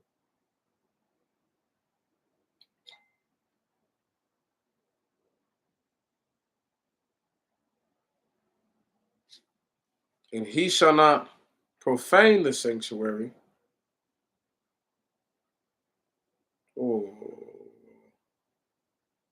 and he shall not profane the sanctuary of his God, because the holy anointing oil of God is upon him. I am the Lord. He shall take for a wife of a virgin of his own tribe, or his own race. Ah, but a widow, or one that is put away, or profaned, or a harlot, these he shall not take. But he shall take a wife of a virgin of his own people, and he shall not profane his seed among his people. I am the Lord that sanctifies him. And the Lord spoke to Moses, saying, Say to Aaron, a man of thy tribe, throughout your generations, who shall have a blemish on him shall not draw nigh to offer gifts of his God. No man who has a blemish on him shall draw nigh. A man lame, blind, or nose disfigured, or his ears cut, a man who has a broken hand or foot, humpbacked or blear eyed, or that has lost of his eyelashes, or a man that has a malignant ulcer or tetter, or one that has lost a testicle. Whoever of the seed of Aaron that has a blemish on him shall not draw nigh to offer sacrifices to God, because he has a blemish on him. He shall not draw nigh to offer the gifts of God. The gifts of God are most holy, and he shall eat of the holy things, only he shall not approach the veil, and he shall not draw nigh to the altar, because he has a blemish. And he shall not profane the sanctuary of his God, for I am the Lord that sanctifies them. And Moses spoke to Aaron and his sons and to all the children of Israel. Cannot stress to y'all, you have to be in perfect condition to approach the Most High God. I don't want none of that. He's like, I don't want none of that, man. I don't know. No. You got a hand missing? Okay, you can't sacrifice to me. It's that simple. Boy, I love the Most High. Let's keep reading. And the Lord spoke to Moses, saying, Speak to Aaron and to his sons, and let them take heed concerning the holy things of the children of Israel, so they shall not profane my holy name in any of the things which they consecrate to me. I am the Lord. Say to them, every man throughout your generations, whoever all of your seed shall approach to the holy things, whatsoever the children of Israel shall consecrate to the Lord. While his uncleanness is upon him, that soul shall be cut off from me. I am the Lord your God. And the man of the seed of Aaron the priest, if he should have leprosy or issue of the reins, that he should not eat of the holy things until he is cleansed.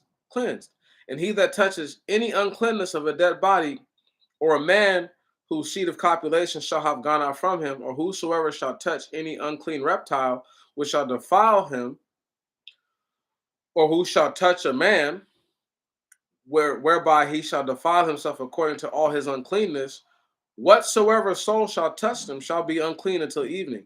He shall not eat of the holy things unless he bathe his body in water and the sun go down. Then he shall be clean, and then he shall eat of all the holy things, for they are his bread. He shall not eat that which dies of itself or is taken of beasts, so that he should be polluted by them. I am the Lord. And they shall keep my ordinances, that they do not bear iniquity because of them, and die because of them, if they shall profane them. I am the Lord God that sanctifies them, and no stranger shall eat of the holy things. And one that sojourns with the priest or a hireling shall not eat of the holy things. But if a priest should have a soul purchased for money, he shall eat of his bread.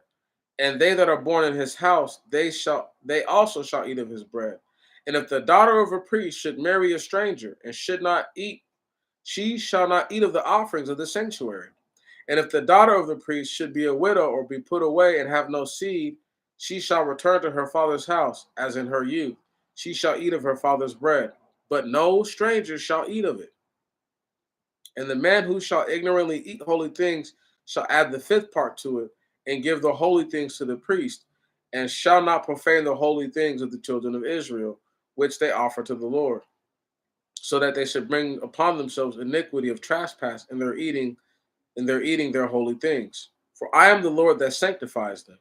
And the Lord spoke to Moses, saying, Speak to Aaron and his sons, and to all the congregation of Israel, and thou shalt say to them, any man of the children of Israel, or of the strangers that abide among you in Israel, who offer his gifts according to in all their confession, and according to all their choice, whatsoever they may bring up to the Lord for whole burnt offerings, your free will offerings shall be males without blemish of the herd, or of the sheep, or of the goats. They shall not bring to the Lord anything that has a blemish in it, for it is not acceptable for you. And whatsoever man shall offer a peace offering to the Lord, discharging a vow, or in the way of free will offering, an offering in your feast of the herds of the sheep, of the herds or of the sheep, it shall be without blemish for acceptance. There shall be no blemish in it. One that is blind or broken, or his tongue cut out, or is troubled with warts, or has malignant ulcers or tetters, they shall not offer these to the Lord. Neither shall ye offer any of them for a whole burnt offering on the offering to the Lord, or a calf or a sheep with ears cut off, or that has lost his tail. Thou shalt slay them for thyself, but thou shalt not be accepted for thy vow.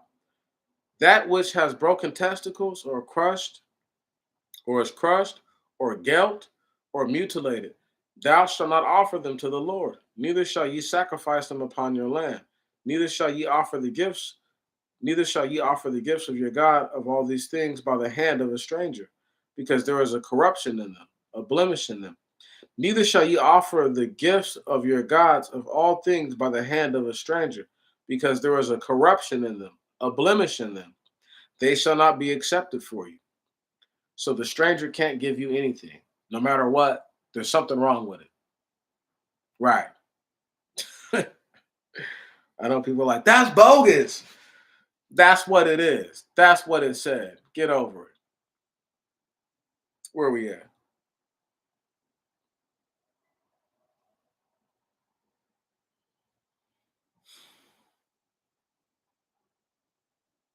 And the Lord spoke to Moses, saying, as for a calf or a sheep or a goat, whenever it is born, then shall it be 7 days under its mother. On the eighth day it shall be accepted for sacrifices, a burnt offering to the Lord, a bullock and a ewe, and its young thou shalt not kill in one day. Apparently there was people who did sacrifices like that. The day it was born, they got killed. It's like, no, you're going to give it 7 days to be with its parents, to live, to be alive. Then you'll kill. No, anything put up for sacrifice is a victim. Can't stress that enough. Let me keep reading.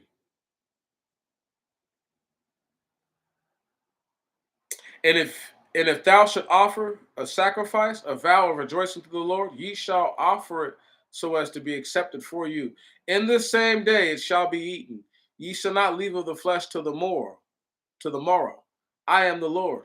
Ye shall keep my commandments and do them, and ye shall not profane the name of the Holy One. And I will be sanctified in the midst of the children of Israel. I am the Lord that sanctifies you, who brought you out of the land of Egypt, to be your God. I am the Lord. Mm, chapter 23 already. And the Lord spoke to Moses, saying, speak to the children of Israel. Thou shalt say to them, oh, the feast of the Lord. One second, y'all. Got a lot going on with my phone here, real quick.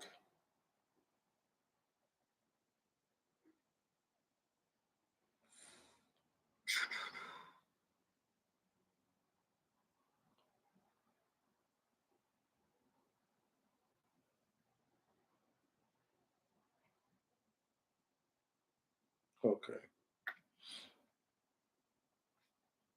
Verse 1, chapter 23.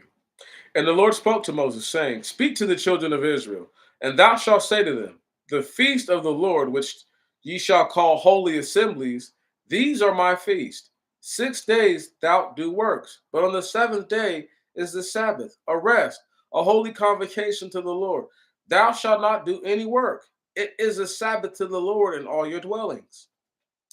These are the feasts of the Lord, holy convocations, which ye shall call in their seasons. In the first month, on the 14th day of the month, between the evening times is the Lord's Passover.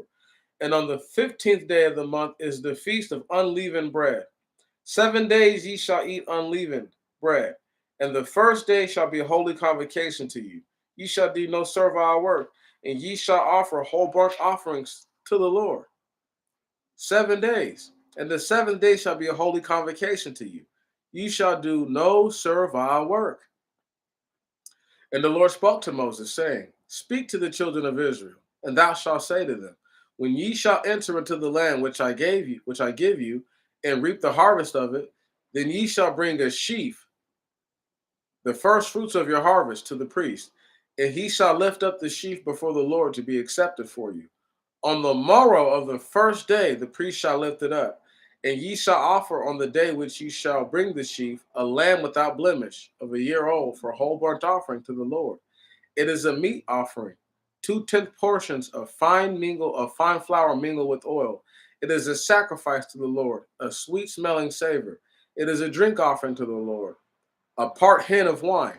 Ye shall not eat bread, nor eat parched corn until this same day, until ye have sacrificed to your God.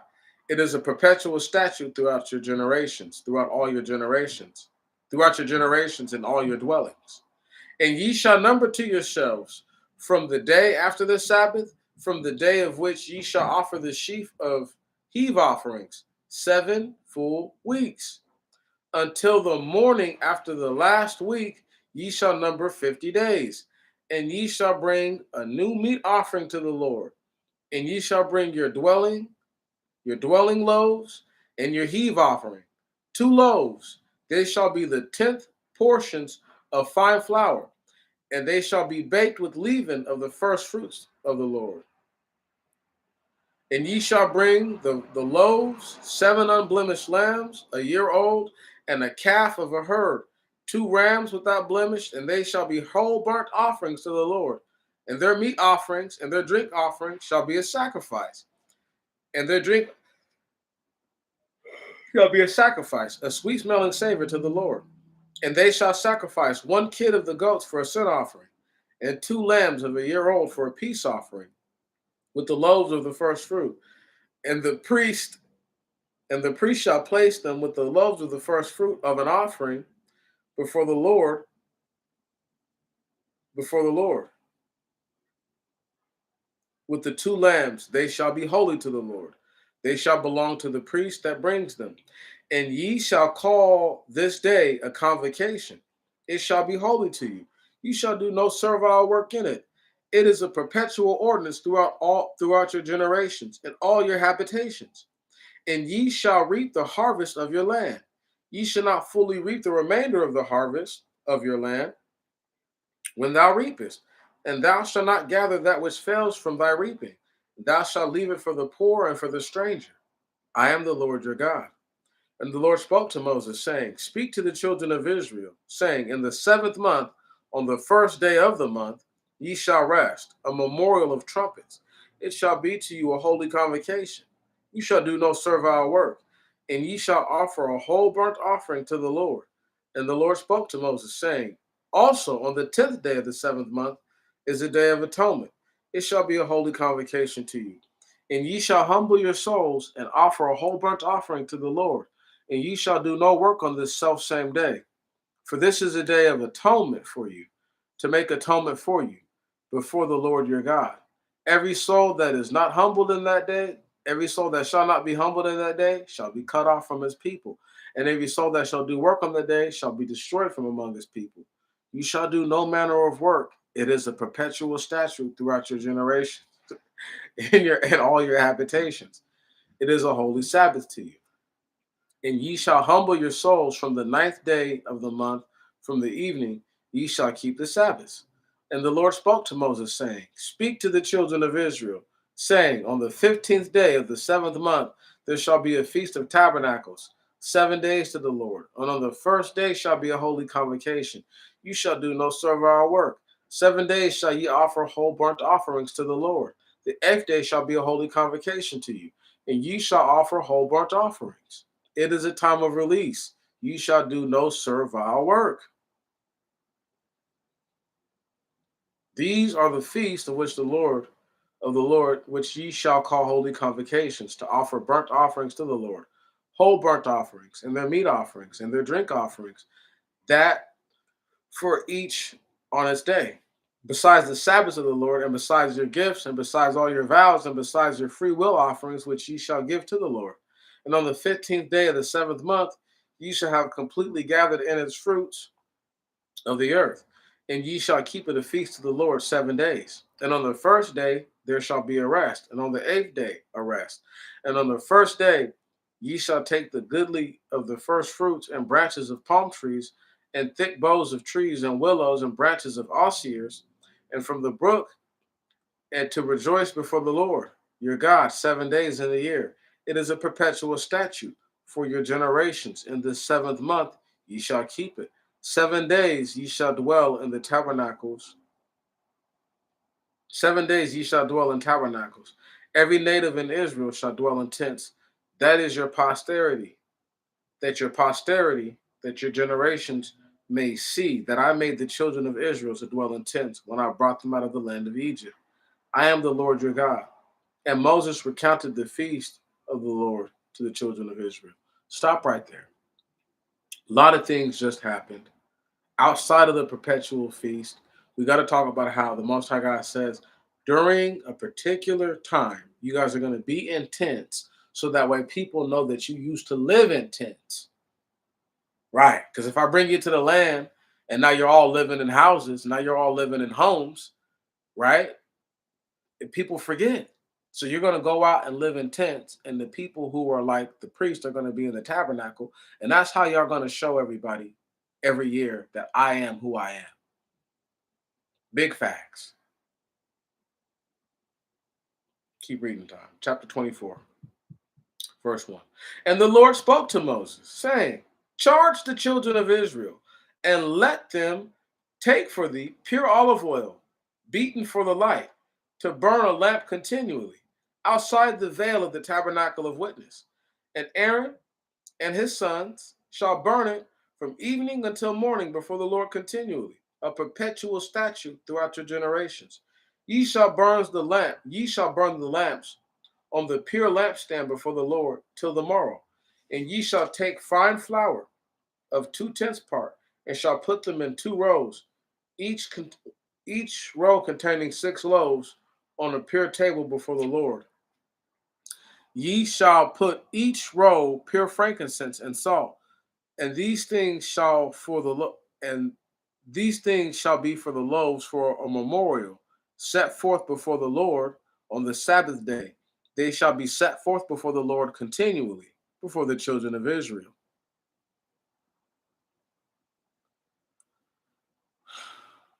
For an everlasting covenant.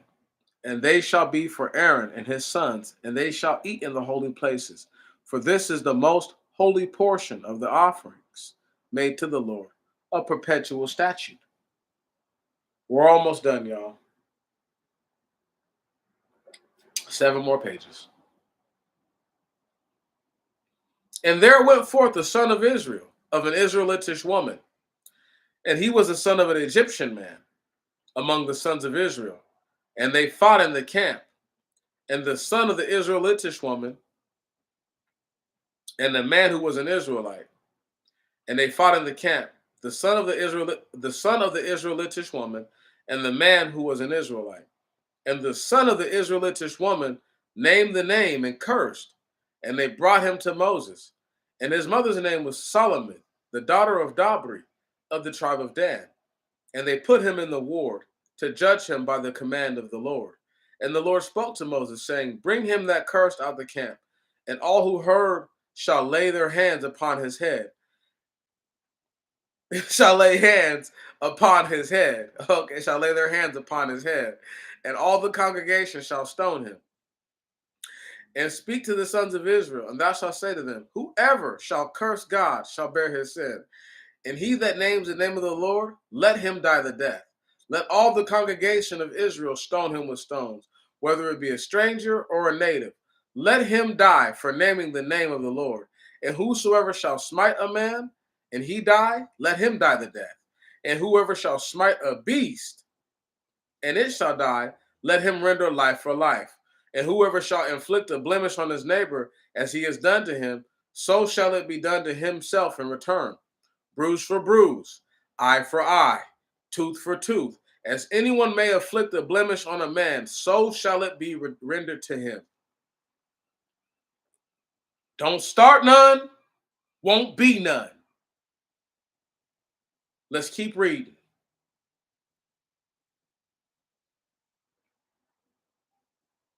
And whoever shall smite a man, and he shall die, let him die the death.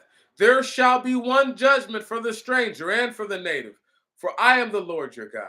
And Moses spoke to the children of Israel, and they brought him out, and they brought him that had cursed out the camp, and stoned him with stones. And the children of Israel did as the Lord commanded Moses. And the Lord spoke to Moses, verse 1 of chapter 25. And the Lord spoke to Moses in Mount Sinai, saying, speak to the children of Israel, that thou shalt say to them, whensoever ye shall have entered into the land which I give to you, The land shall the land shall rest, which I give to you, for its Sabbath to the Lord. 6 years thou shalt sow the field, 6 years thou shalt prune thy vineyard, and gather its fruit. But in the seventh year shall be a Sabbath. It shall be a rest to the land, a Sabbath to the Lord. And thou shalt not sow thy field, and thou shalt not prune thy vine. Thou shalt not gather the spontaneous produce of the field, and thou shalt not gather spontaneous produce of the field, and thou shalt not gather fully the grapes of thy dedication. It is a year of rest of the land, and the Sabbaths of the land shall be good, shall be food for thee, and for thy manservant, and for thy maidservant, and for thy hireling, and for the stranger that abides with thee, and for the cow, and for the cattle, and for the wild beast, and and for the wild beasts that are in the land, shall every fruit of it be for food. And thou shalt reckon to thyself 7 Sabbaths of years, 7 times 7 years, and there shall be 7 weeks of years, 49 and 40 years. In the seventh month, on the 10th day of the month, ye shall make a proclamation with the sound of the trumpet in all your land. On the day of atonement, ye shall make a proclamation with the trumpet in all your land. And ye shall sanctify the 50th year, and shall proclaim a release upon the land to all who inhabit it. And it shall be a year of release, a jubilee, manifestation or indication for you. And each one shall depart to his possession, and ye shall go each to his family. This is a jubilee of release. The year shall be to you the 50th year. Ye shall not sow, nor reap the produce that comes from the land. Neither shall ye gather its dedicated fruits, for it is a jubilee of release. It shall be holy to you, for ye shall eat its fruits off the lands. In the year of release, even the jubilee of it, shall each one return to his possession. And if thou shouldest sell a possession to thy neighbor, or if thou shouldest buy one of thy neighbor, let no man oppress his neighbor, according to the number of years after the jubilee that thou bought of thy neighbor, according to the number of years of fruits that he shall sell to thee.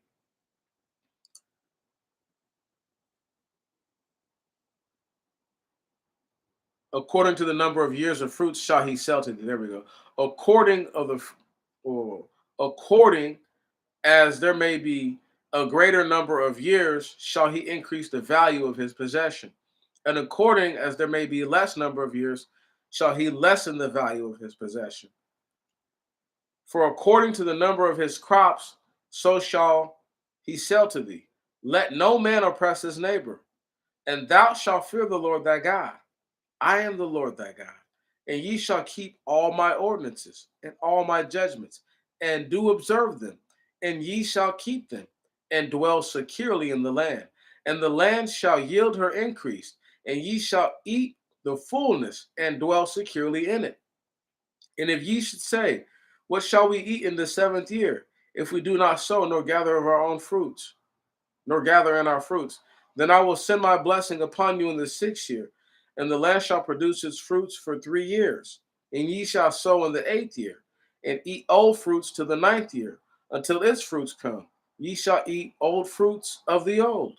And the land shall not be sold for permanence, for the land is mine, because ye are strangers and sojourners before me.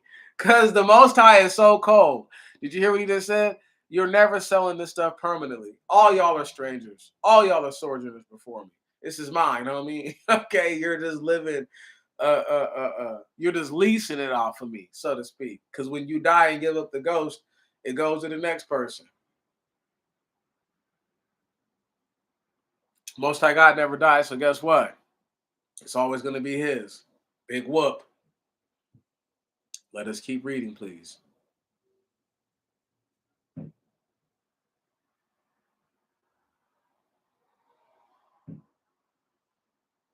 And in every land of your possession, ye shall not allow ransoms or pay ransoms for the land. And if thy brother who is with thee be poor, and ye should have sold part of his possession, and his kinsman who is nigh to him come, then shall he redeem the possession which his brother has sold. And if one has no near kinsman, and he prosper with his land, and he finds sufficient money, even his ransom, then shall he calculate the years of his sale, and he shall give what is due to the man to whom he sold it, and shall return to him, and shall return to his possession. But if his hand have not prospered sufficiently, so as to have restored the money to him, then he that bought the possession shall have till the 6th year of the release, and it shall go out in the release, and the owner shall return to his possession. And if anyone shall sell an inhabited house in a walled city, then shall there be a ransom of it until the time is fulfilled. If, until the time is fulfilled, its time of the ransom shall be a full year. And if it not be ransom until there be a completed of its time a full year, the house which is in the walled city shall surely be confirmed to him that's that bought it throughout his generations. And it shall not go out in the release. But the house and the villages which have not a wall round about them shall be reckoned as the fields of the country, and they shall always be redeemable, and they shall go out in the release. In the cities of the Levites, the houses of the cities and their possessions shall always be redeemable for the Levites. And if anyone shall redeem a house of the Levites, then shall their sale of the house of their possessions go out in the release, because the house of the cities of the Levites are their possession in the midst of the children of Israel. And the land set apart for the cities shall not be sold, because this is their perpetual possession. So pretty much trying to say, like, if you buy a house in the city, you can keep that house in the city. If you buy a house outside the city in the villages, you can't keep that house that goes out in the release. Anything that the Levites own is treated as a house within the city, no matter where you're at, because that's how their possessions work. Their possessions are in the midst of the people. So you would technically every 7 years be making them have to move, or having to get up, or having to uproot. But this makes it to where everybody can move around. You get to really just do your thing. You're not held down to one spot. So if you want to leave, or you want to sell your land to this guy, right? However much you sell the land for, you have to wait for the money to come, unless they already have the money to purchase the land, like right then and there. That's what the ransom is for. See what I'm saying? You know, but still, it's saying that if you are of a certain tribe, everything you have within a certain locale is Vamba Manouche at a certain time. And then if you're of, the Levites, right? No matter what, you keep your stuff. It just depends on who you are, how everything works out. Let's just keep reading. Mhm.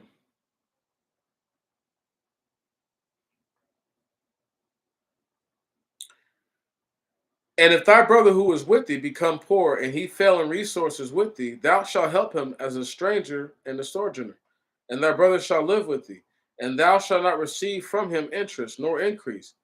And thou shalt fear thy God. I am the Lord. And thy brother shall live with thee. And thou shalt not lend thy money to him at interest.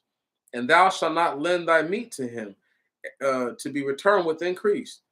I am the Lord your God, who brought you out of the land of Egypt to give you the land of Canaan, as to be your God. And if thy brother by thee be lowered and be sold to thee, he shall not serve thee with the servitude of a slave. He shall be with thee as a hireling or a sojourner. He shall work with thee till the year of release, and he shall go out in the release, and his children with him, and he shall go to his family, and he shall hasten back to his patrimony, because these are his servants, whom I brought out of the land because these are my servants, whom I brought of the land of Egypt. Such as one shall not be sold as a common servant. Thou shalt not oppress him with labor, and shalt fear the Lord thy God. And whatever number of men servants and maid servants thou shalt have, thou shalt purchase male and female servants from the nations that are round about thee. And the sons of thy sojourners that are among thee, of these ye shall buy, and of their relations, all that shall be in your lands. Let them be to you for possession, and ye shall distribute them to your children after you, and they shall be permanent possessions forever. But your brethren of the children of Israel, one shall not oppress his brother in labors. So pretty much trying to say anybody that you buy from the nations round about, these niggas is forever slaves. Okay? Forever. Forever servants. They are never to be let free, set go, none of that. They will be working for y'all forever. Does it say to oppress them and to treat them like shit? No, that's not what it says. But it says that these niggas ain't going free. I know y'all heard what I just said. They are not to be let free. And if you're treating them right, why would they want to go free? You're the chosen ones, not them. That's just the way it is. Tough titty. Verse 47. And if a stranger or a sojourner with thee wax rich, and thy brother in distress be sold to the stranger or sojourner that is with thee, or to a proselyte by extraction, after he is sold to them, there shall be redemption for him, as one of his brothers shall redeem him, as one of his brethren shall redeem him. A brother of his father or a son of his father's brother shall redeem him, or let one of his near kin of his tribe redeem him. And if he should be rich and redeem himself, then shall he calculate with his purchaser from the year that he sold himself until the year of his release, and the money of his purchase shall be that of a hireling, and he shall be with him from year to year. And if any have a greater number of years than enough according to these, shall he pay his ransom out of his purchase money. So they're saying that if you have an overage of years, you're gonna pay the ransom from the money that is used. Right on. You're not gonna. So for example, I go and I work for somebody, right? I pay my own ransom because I have the money to do that. Okay. But let's just imagine that I'm not gonna do that. The money that I'm getting from the hire is the money that I'm gonna use to pay for my own freedom. So you should not be making enough money to buy your own freedom. You should be making enough money to buy your own freedom. Now, people are made poor for different reasons. People make bad decisions. People are just put in terrible circumstances, whatever, whatever, whatever. But if you follow what this is saying, it's impossible to end up poor. It's impossible. It's literally impossible to end up indigent, homeless, or any of that kind of stuff. But if you don't do what's written here, you could end up holding the dookie end of the stick. That's all I'm gonna say. Where we at?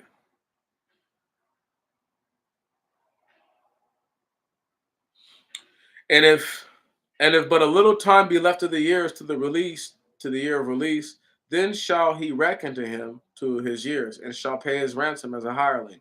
He shall be with him from year to year. Thou shalt not oppress him with labor before thee.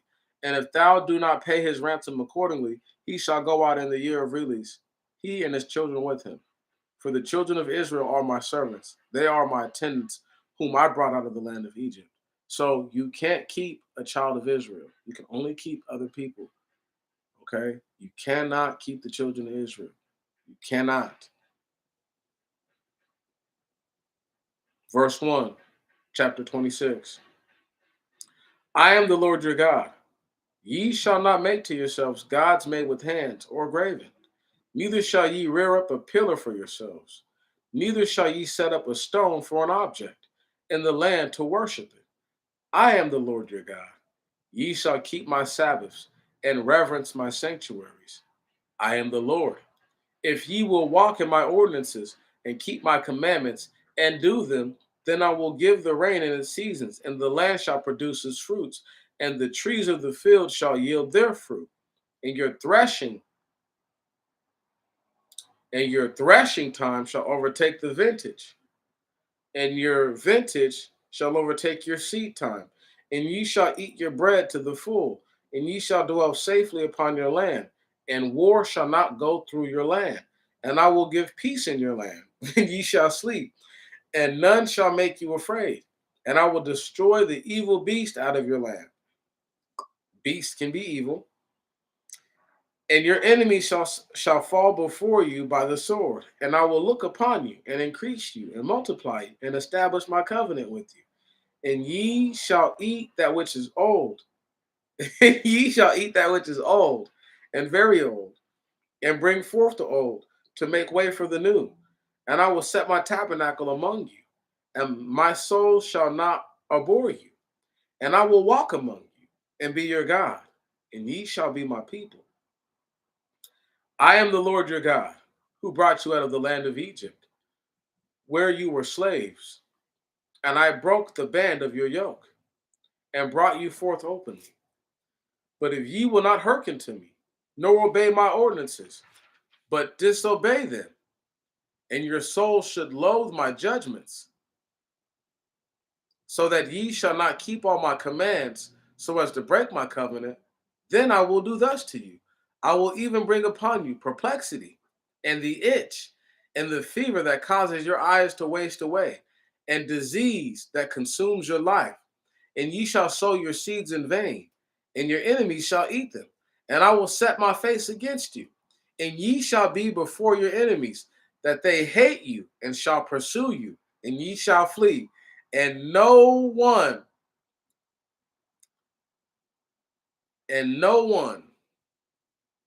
whoa, that they may hate you, and shall pursue you, and ye shall flee. And no one pursuing you, and if you should refuse to hearken to me, you get that? You're going to flee, and there's going to be nobody pursuing. And if you still refuse to hearken to me, then I will chasten you yet even more, 7 times for your sins. And I will break down your haughtiness of your pride.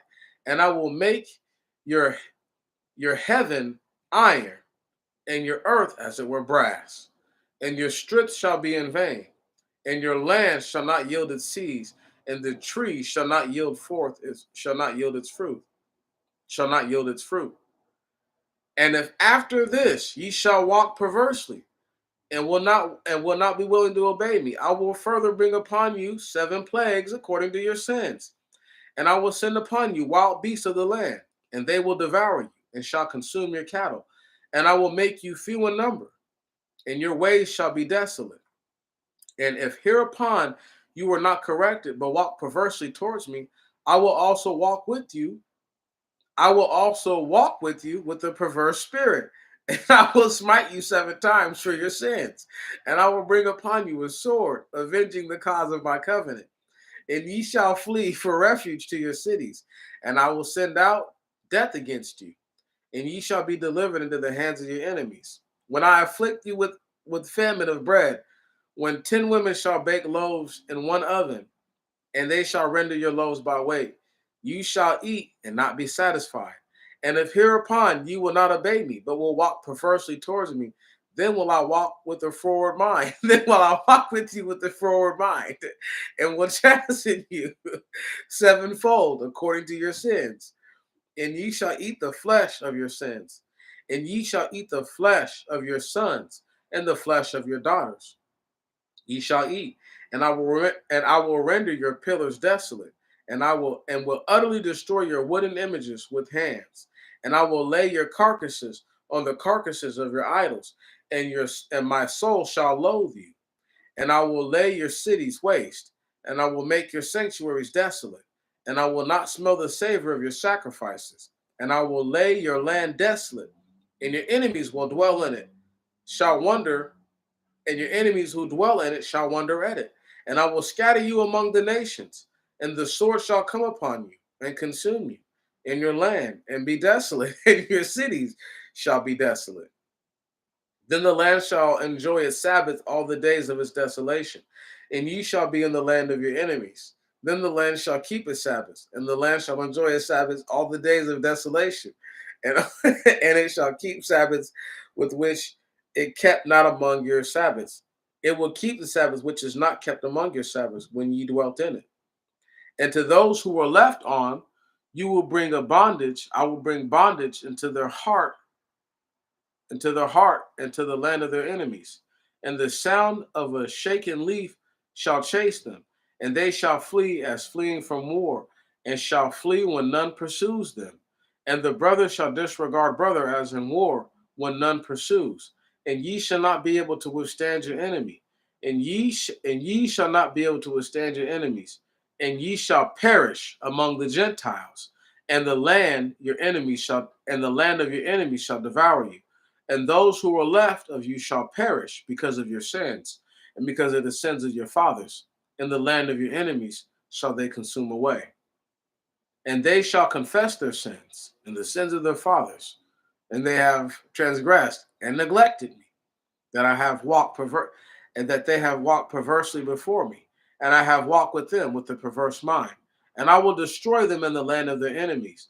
Then shall the uncircumcised heart be ashamed, and shall they acquiesce in the punishment of their sins. And I will remember my covenant with Jacob and my covenant with Abraham,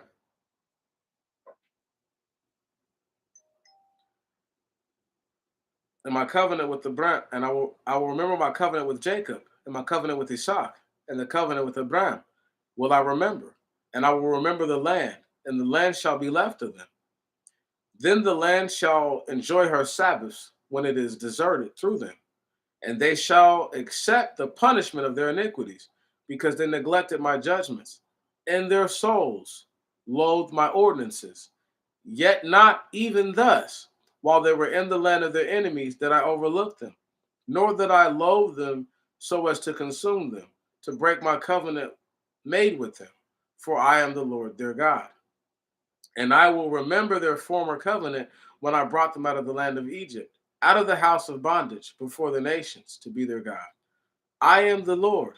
These are my judgments and my ordinances, and the law which the Lord gave between himself and the children of Israel in Mount Sinai by the hand of Moses.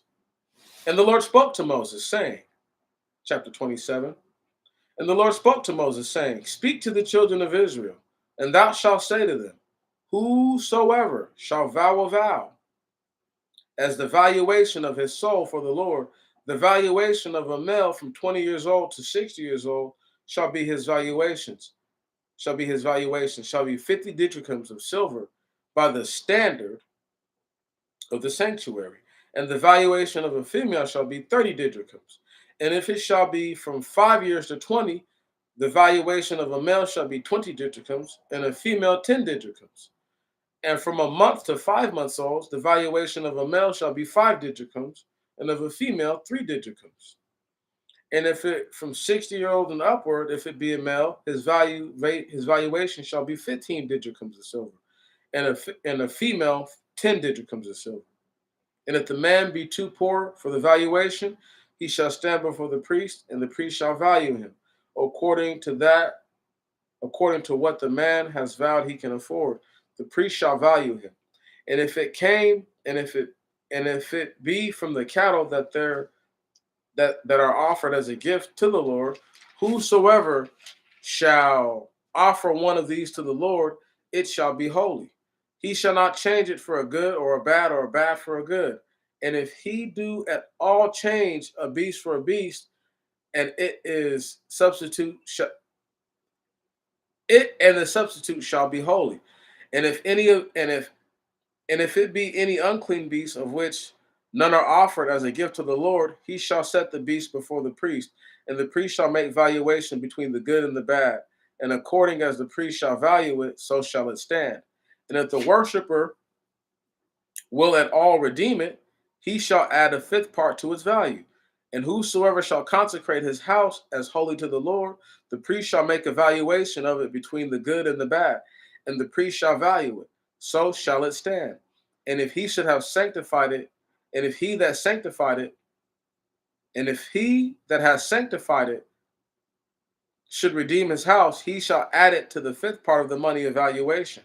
And if a man should hollow to the Lord a part of the field of his possession, then the valuation shall be according to the seed, 50 didrachms of silver for a homer of barley. And if he should sanctify his field from the year of release, and it stand according to his valuation, and he should sanctify his field in the latter time after the release, the priest shall reckon to him the money for the remaining years until the next year of release, and it shall be deducted as an equivalent from his full valuation. And if he should have sanctified the field and if he should have sanctified the field, would redeem it, he shall add to its value the fifth part of the money, and it shall be his. And if he should not redeem the field, but he should sell the field to another man, but he shall not after redeem it, but the field that shall be holy to the Lord after the release, as separated land. and the priest shall have possession of it. And if he should consecrate to the Lord of a field which he has bought, which is not of the field of possession, the priest shall reckon to him the full valuation from the year of release, and he shall pay the valuation in that day as holy to the Lord. And in the year of release, the land shall be restored to the man of whom had of the whom the other bought it, who the possession of the land was. And every valuation shall be by holy weights. The didrachm shall be 20 oboli, and every firstborn shall be pronounced among the cattle shall be the Lord's, and no man shall sanctify it, whether calf or sheep, it is the Lord's. But if he should redeem an unclean beast according to the valuation, then he shall add a fifth part to it, and it shall be his. And if he redeem it not, then it shall be sold according to his valuation. And every dedication and every dedicated thing which a man should dedicate to the Lord, of all that which, whether man or beast of the field of his possession, he shall not sell it nor redeem it. Every devoted thing shall be most holy to the Lord, and whatever shall be dedicated of men shall not be ransomed, but shall be utterly put to death. Every tithe of the land, both the seed of the land, of the fruit of the trees, is the Lord's, holy to the Lord. And if a man at all redeem his tithe, he shall add a fifth part to it, and it shall be his. And every tithe of an oxen and of sheep, and whatsoever shall come in numbering under the rod, the tenth shall be holy to the Lord. And they shall not change a good for a bad, or a bad for a good.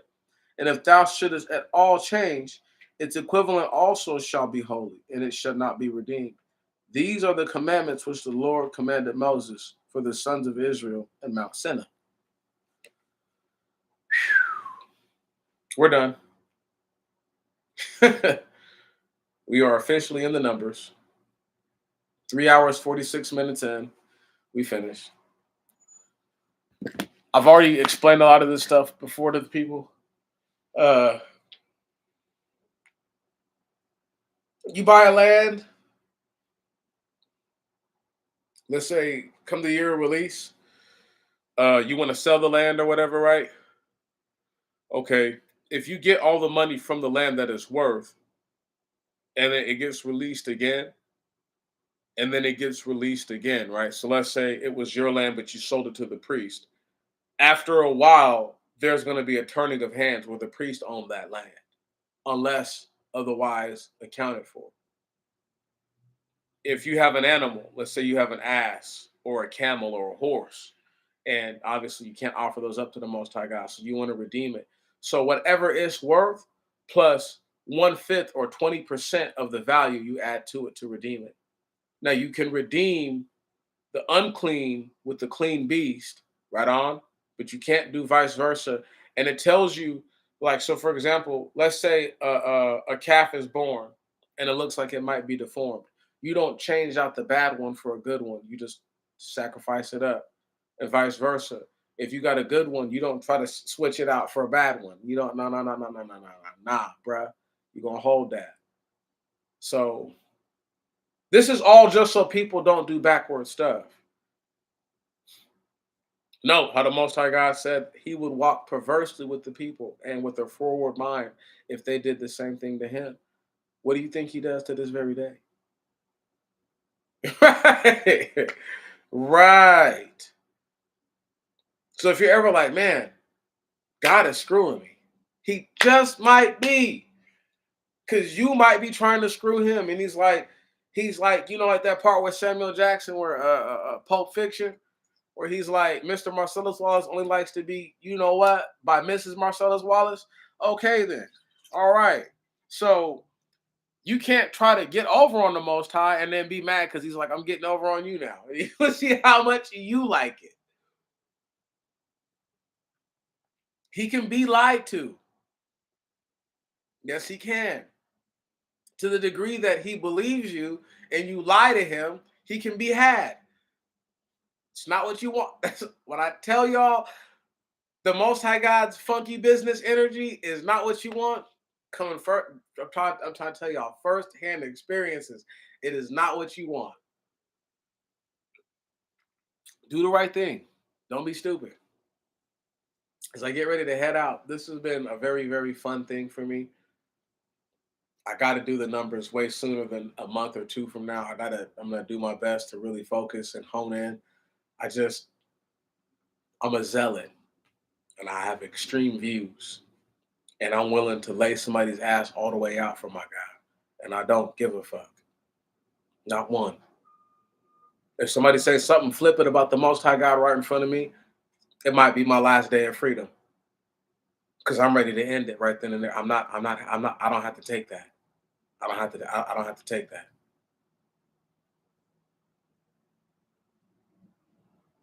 Everybody not like that. Everybody not willing to. You know what I'm saying? I mean, we're gonna see if they chin work out or not. That's where I'm at. Because if they talking like they chin work out, we gonna see. I love the Most High God with all my heart, all my soul. It's been a blessing to have done it today. The sun is shining in the background. It's just a beautiful day to have done this. Brothers and sisters, before we even get anywhere close to 4 hours, I salute you. Salute you again. And I salute you once more. May tomorrow be better than today. And may your next week be better than the one that just passed. Peace and blessings upon everyone that listened to that. And may the Most High God be exalted, praised, worshiped, and loved. Feared, loved. First feared, then loved. Right on? I mean, you can love them first, but they got to be somewhere close.